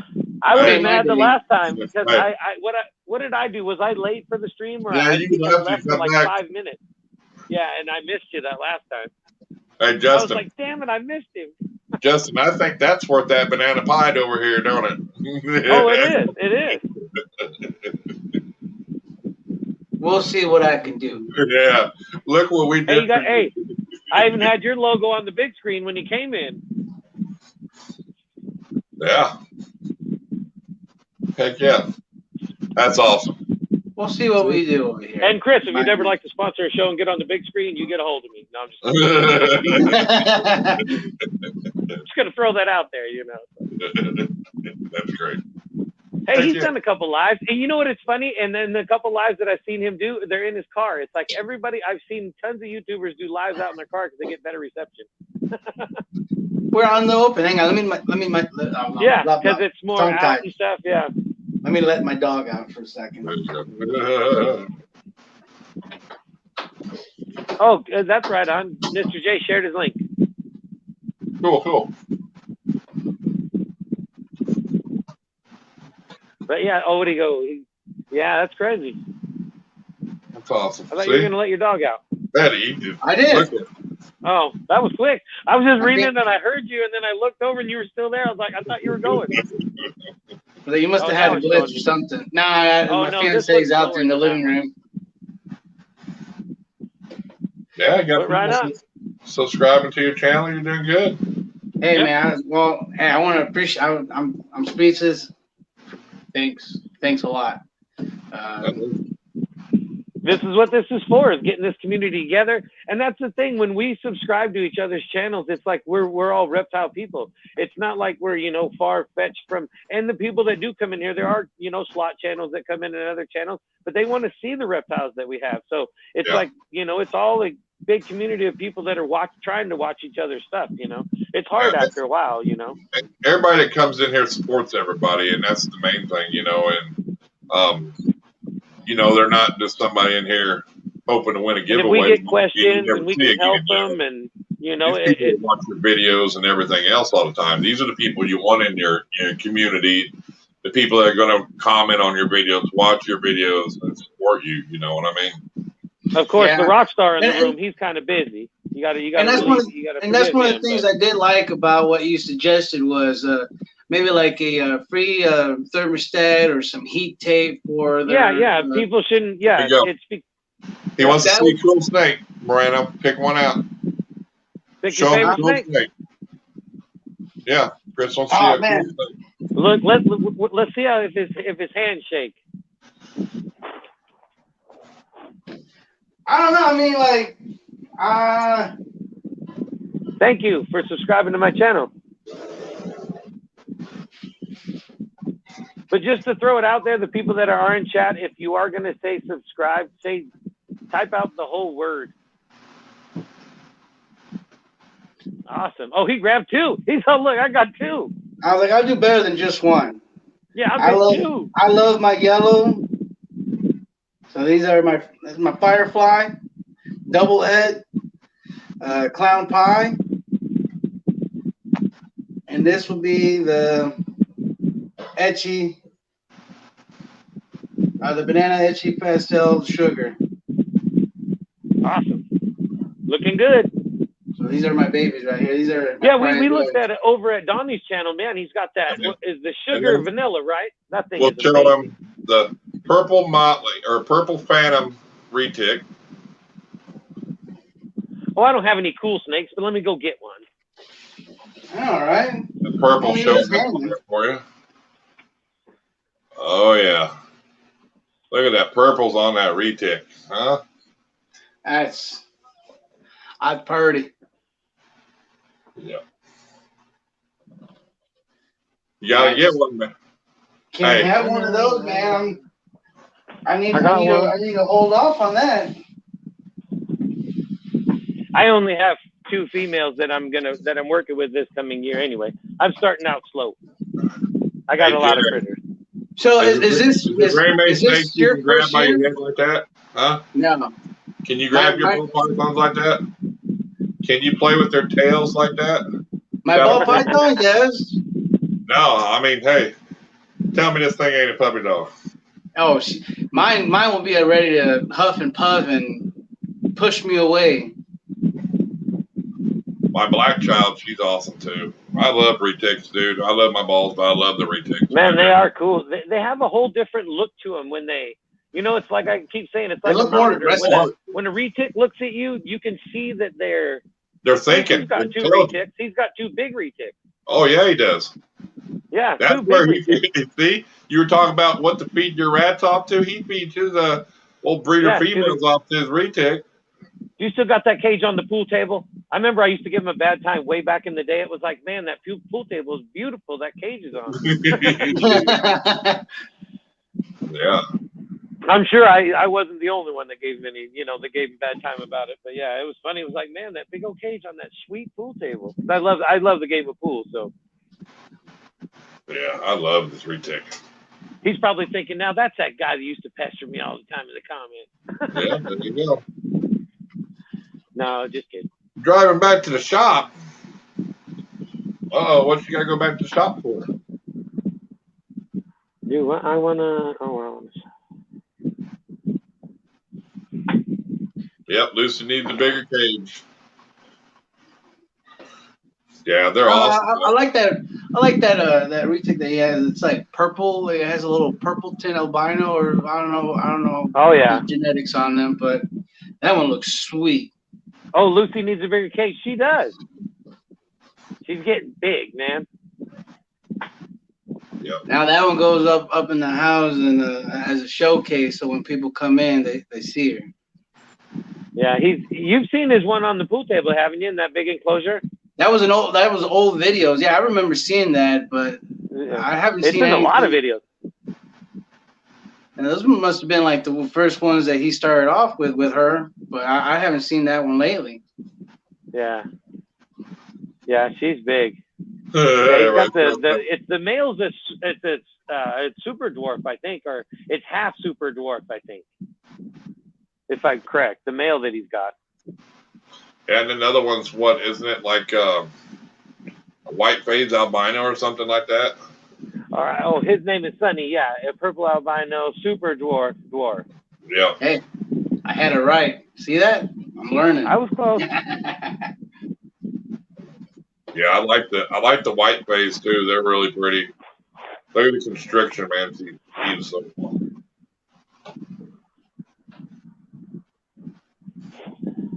Hey, take care. Thanks for coming in.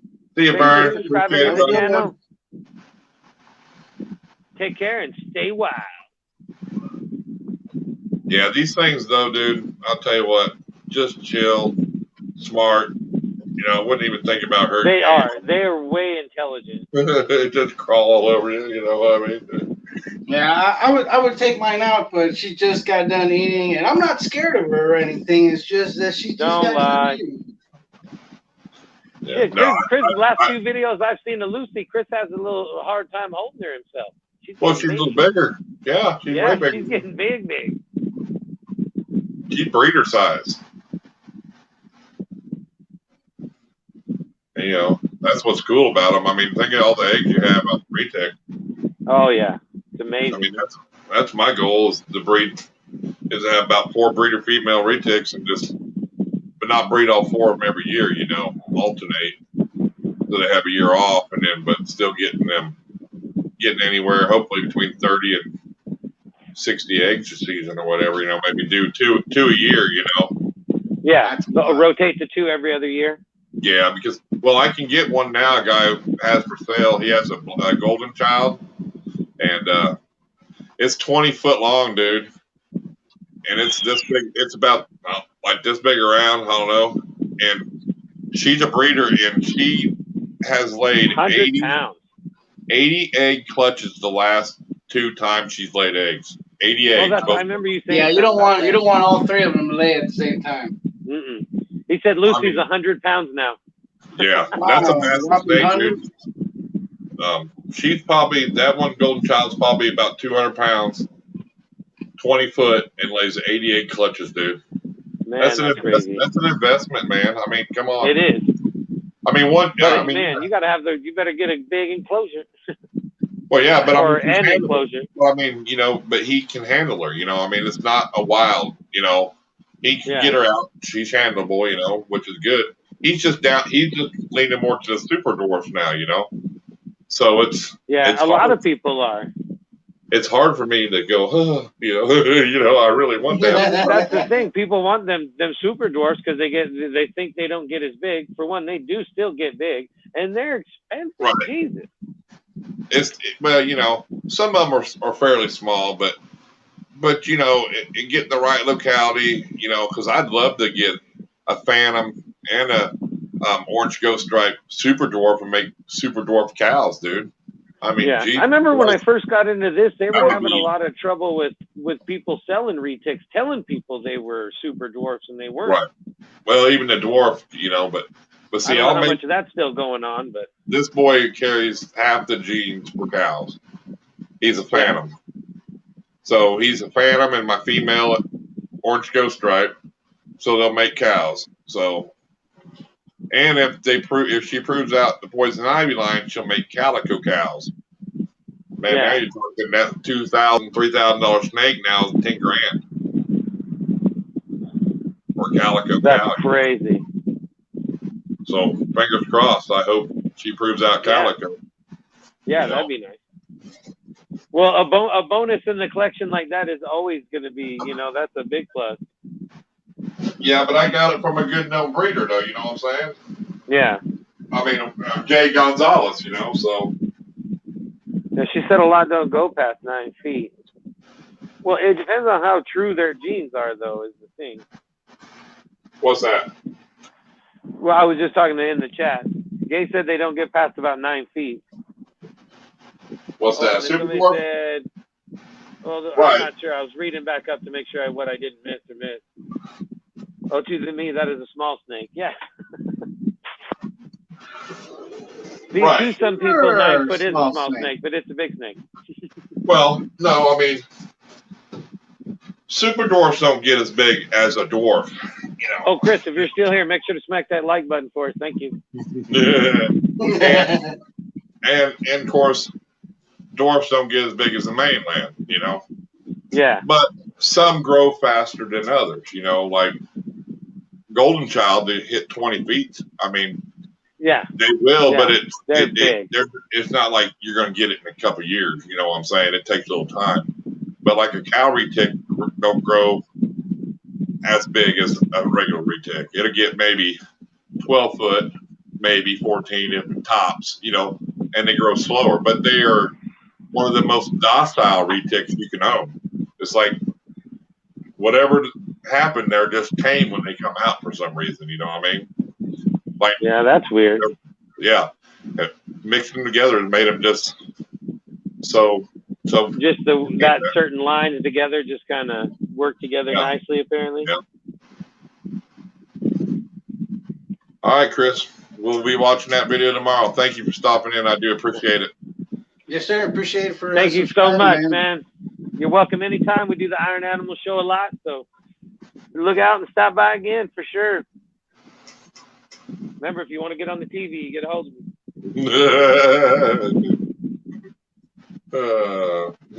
That was cool. Look, he's just over there looking down, daydreaming at you. Starstruck.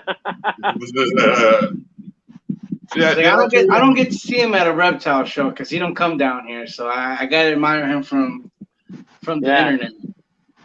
Yeah, when I first started with like all the rats and all that stuff, when I was searching up videos and all the things I needed to know, his videos were the ones that popped up the most, man. It was like, I watched them. Yeah. If it's not in my feed, it's in. If you just scroll through YouTube, his videos pop up everywhere, and they're not the same video. You know, they're different videos. So you've got. I like the way he explains things too. He doesn't talk to you like you're a moron or nothing. He just lets you know his experience, what goes on, like we're trying to do, you know, and just know real kind of shit, you know. Right. Well, and I mean that's the way you got to be. I mean, because some people, if you come off the wrong way, they won't watch you just because of that. Because they, I've tried to tell people that. Yeah, it's like don't just because somebody else has made that kind of a video, and he used to say this in his videos that just because they make one, you may present it differently. You may have a little key, just one little thing in there that makes your video a little bit different, that makes it a little more clever than their way, and you may get your video may stand out. So I mean that's why crazy.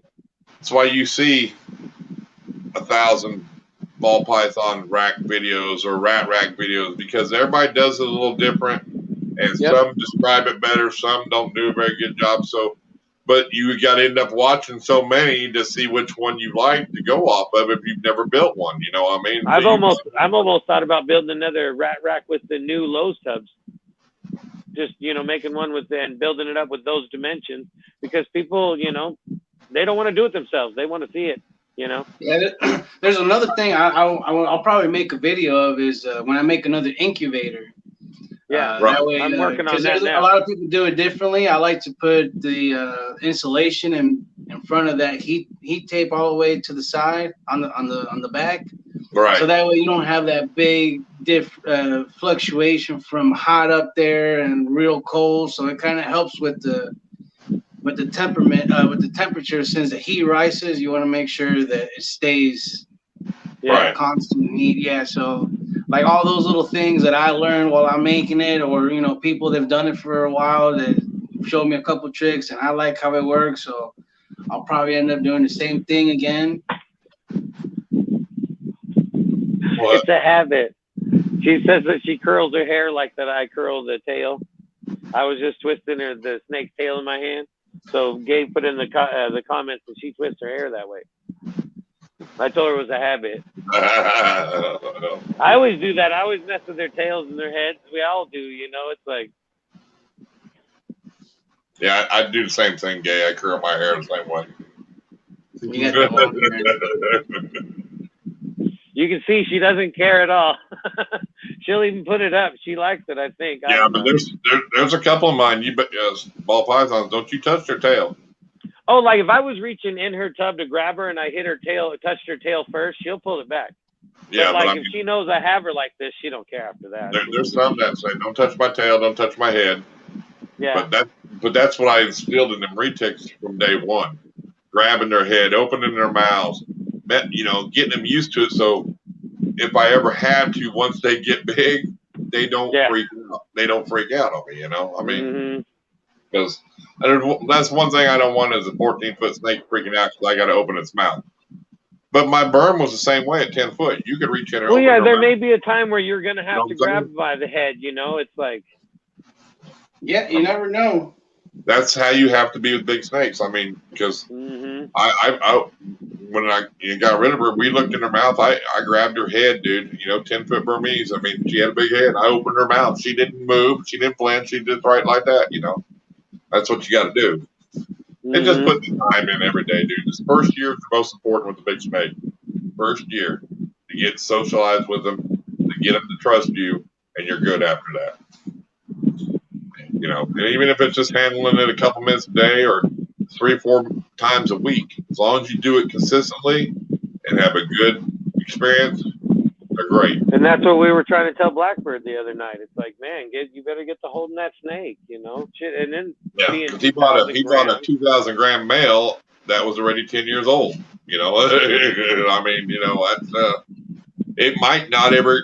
If it'd been mean, it may never change its way because. I'm not saying mean. Not all snakes are mean. They just have attitudes because you can get a snake to tame down if you work with it enough. Oh, or get a little bit better. Maybe not completely, but if you're patient. At a certain age, it's a way harder task. It's going to take, most people don't have the time to do it when they get that big, Yeah.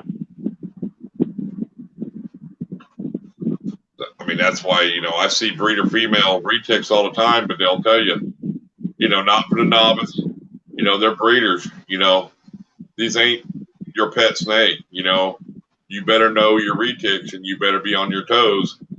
Why do I want to buy a 12, 14-foot breeder retic that I can't get out and handle?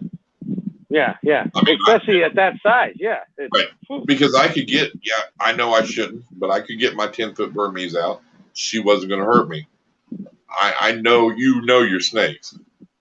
I don't care as long as there's somebody in the other room that can help you. That's all that matters. I don't care who it is.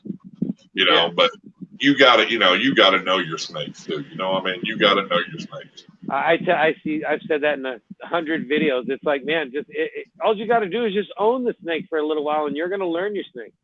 And if you can't learn your snake after that amount of time, maybe you're not clicking with it anyway. But right. But I mean, some snakes are mean, and but I see a lot of people now buying more wild caught, like exporting in wild snakes. Yeah. And they have a lot bigger attitude. They'll tell you, hey, even ball pythons, these things are mean. Oh yeah, straight out of the wild, they're gonna be.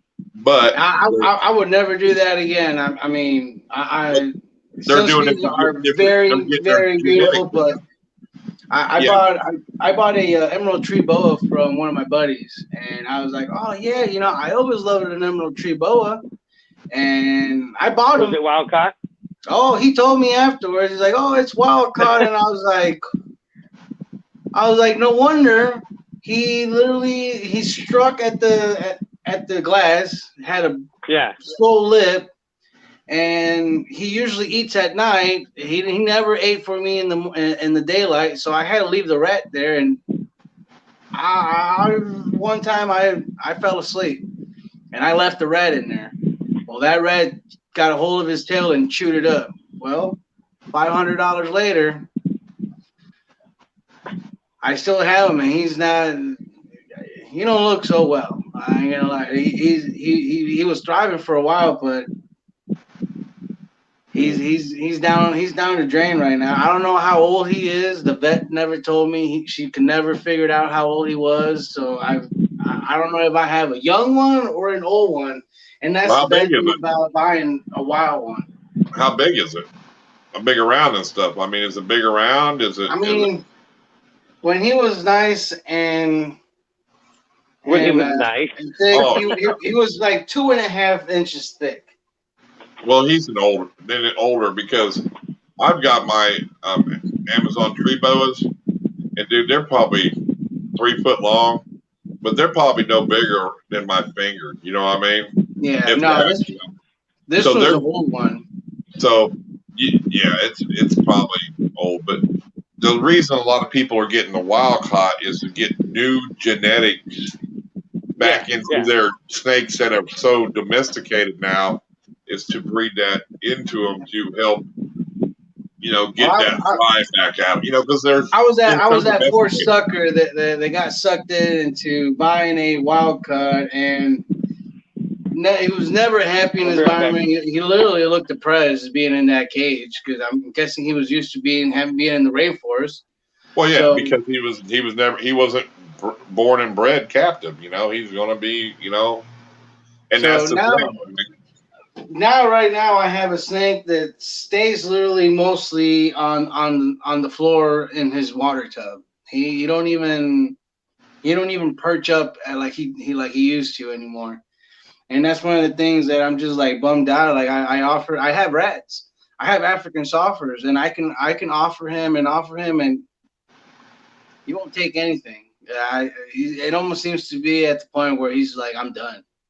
And he could be an older one that is just giving up. I mean, they're nothing in your fault. It's just he's living his life. It just sucks because as a snake breeder, you're all like, oh, I want all my snakes to be good, all good, and you have one that before you can spend thousands of dollars going to the vet, and the vet's gonna be like, I don't know what's wrong with it. Right. Well, he's low on nutrients. We can shoot him up with some nutrients, and that's all we can do. And I'm gonna be spending thousands of dollars just to keep him alive. But I mean, and that's where I kind of not to know that that's even going to help. Yeah, and I was like, that's kind of where I put myself in. Where I'm like, man, I was like, well, do I really what should I do? Like, is it gonna be where should I just leave it leave it and let it be, or should I try to go and spend money where even the vet says it's not worth it anymore? Well, I mean, and it's like any other animal. It's going to get to the point where you know yourself. You already know the answer. It's no matter how much you spend on it, it's just to their point in life where it's probably getting to that point. It's going to pass away. You know your animals. You know how to read them. I mean, and that's probably what's happening, dude. Yeah, and that's like I see him and I'm all like, man, like I feel bad. Like I'll go and grab him, and he used to be one of those where he'll bite me. Right. That sucker will bite me, and now I can literally go in there. He like props up and lets me hold him, and that's it. Like that's like he's done. Like he's not doing anything else after that. Right. Yeah, I mean that's all you can do is just show him that you're still there, and then until it happens. I mean, there ain't really, Yeah, he's like skinny. Like he's skinny. Like I'm all like, man, this is not good. Like you're not even eating. Like he ate like I want to say a little bit over a month ago, and he does not want to eat at all. I mean, the only other thing that I can tell you is, you just have it euthanized to put him out of his pain and misery. I mean, because there might be something wrong with him. Did you miss me? If he's starving himself to death, I would probably just put him to sleep. It'd probably be the best because it's either old age or there's something else going on with him. You know what I'm saying? Yeah, and the vet ain't gonna be able to cure it. It don't sound like so. Yeah, because I guess when he bumped his head, like I guess his eye bruised up, and I don't know, it got infected, and it literally looked like he was about to lose it. And and I kept medicating him every day, giving him a shot, and he grew his eye back. I don't know, like it was in there, but it grew back. Yeah, I mean, yeah, just that was the hardest thing in people getting wild imports in for many years is that, getting them to eat, getting them to thrive, getting them to even breed, you know what I mean? So, but I mean, the way it sounds, it's his time, and he's either going to starve himself to death or you euthanize him. I mean, I hate to say that, but I mean, that's just, but I mean, it gets to that point. Do you know yourself when you see something suffering? Do you want it to suffer, or I mean, especially the vet don't know what's wrong with it. You know what I mean? I talk to all the animals. Yeah, I mean, he'll. Oh, I tell that little bastard to eat, but he don't listen to me. He don't eat. Well, in the chat, they were all like, just as I talked to mine, and then, Gay's all like, I talked to mine too. I was like, I talked to all my animals, all of them. Get back in here, go over there, get out of my way. It's something I'm telling them all the time, like they're little kids. I can say that the best advice I can give you is he's lived a full life now because he got to meet Chris Hardwick tonight on the Iron Animal Show, and that probably made his day. He might start eating now for you. Man, I hope so. Because this is the kind of stuff we bring to people. I'm thinking that makes us we pretty make big dreams time right come here. true for you, Jerry. Ain't that right? Yeah, man. Right now, I'm hoping. I'm saving one of these reds that I have barely in my shed, just for him to see if he'll eat tomorrow for me. Ain't that right, Justin? Yep. On the Iron Animal Show, we make dreams come true, and we made your dreams come true tonight, man. And one of mine too. See, because he stopped into another live, and I missed him. I went upstairs for like 10 minutes. I come back down. I was like, "What? Chris Hardwick was here?" I was like, "What the hell, man? I missed it." Yeah. I was like, "I watched him forever." I was so mad, and it was so cool he came in tonight. But you were so excited, I didn't even have a chance. Oh yeah, I started laughing.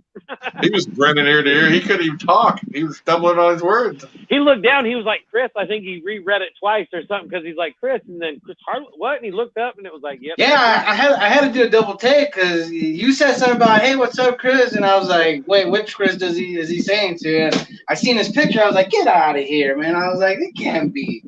I was like, "I'm just a little small timer here." Yeah, he's been subscribed to my channel for a while, believe it or not. I never knew that. Yeah. Oh yeah, he subscribes to a lot of reptile channels.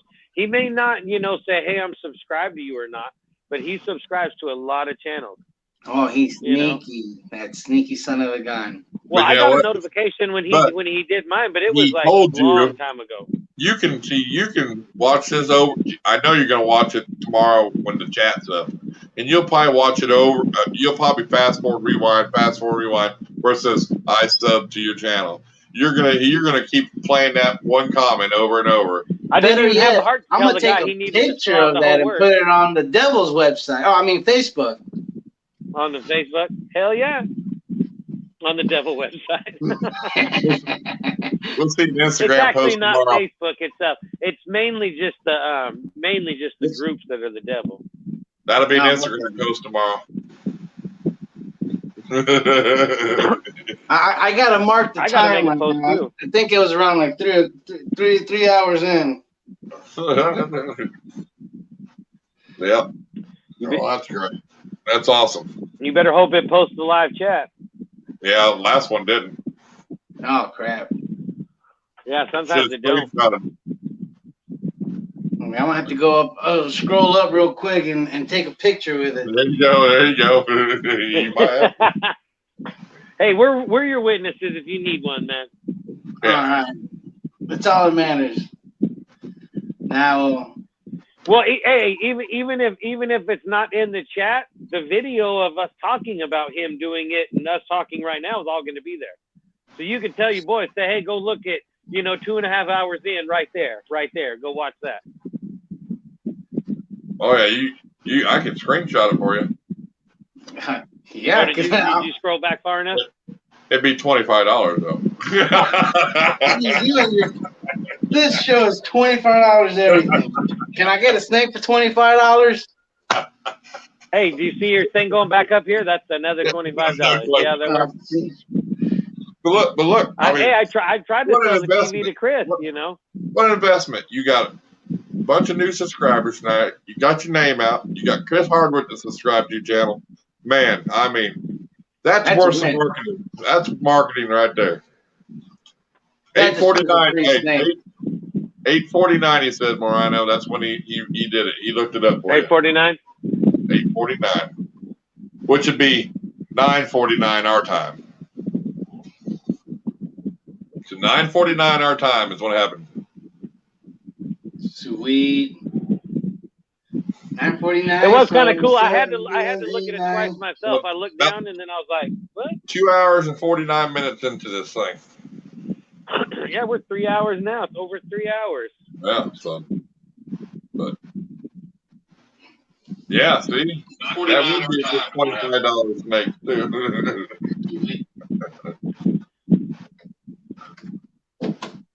But well, yeah, we've been on here over 3 hours. And if you ever become some fancy YouTuber, you better remember your boys. You hear me? Yeah, oh no, you know it. Exactly. I'll put you on my live stream and I'll charge $25. There you go. $25. You better have a big screen. Oh man, I was like, I'll try. I was like, I'll put something out. You gotta hook up something. I'll hook up something. Now, well, hey man, I appreciate this time with you guys. I learned a lot, and I got a lot of good subscribers that came in. So I mean, man, that's awesome. I got to meet one of the guys I admire and look up on YouTube. So that's hey, and you got to meet Chris. That's a win. And you got to meet Chris Hardwick too. Yeah, and you got to meet Chris. But man, hey man, I appreciate it, and we'll keep in touch, and I'll let you know what's going on, and I'll watch your videos, as you'll see my videos and see my updates on what I got going on. Oh yeah, I mean we do a lot of shows, man. We do a lot of just open chat hangouts. You can come back. It's not. Oh, I would love that. The only time. Yeah. Definitely. I love that. But before you do go, tell everybody where they can reach you at on all your channels. So all right, so you guys can reach me at Morph Market. Fun. Moreno Morphs on Facebook, Instagram, and on YouTube. I'm there. I'm always on social media. So if you guys, all got the same logo and everything. All of them got the same. Make it easy for everybody. Oh, yeah. So if you guys want to message me, talk to me. A lot of people have different stuff, but oh no, I'm very simple right here. But if anybody wants to message me, wants questions or anything, I'm a very friendly person. I'll always reply. So right on. Well, thanks for being on the show. For sure. Yep. Don't exit out yet. Once I want to say something to you after I end the live here, and we'll be all right. Justin, you stay on too. But yeah, okay. We've been on here for over 3 hours, man. I appreciate everybody here. I thank y'all for stopping in, being in our live stream again, and the support. It's awesome. Justin, the same thing. Take care and stay wild. Tomorrow night at 7 o'clock Central Standard Time. It'll be Justin interviewing Mary, so y'all make sure you turn. It'll be me and Irondogg interviewing Mary. Yeah, on Justin's channel. So make sure you're on that, and we'll catch y'all in the next one. Peace. Take care, man. Stay wild.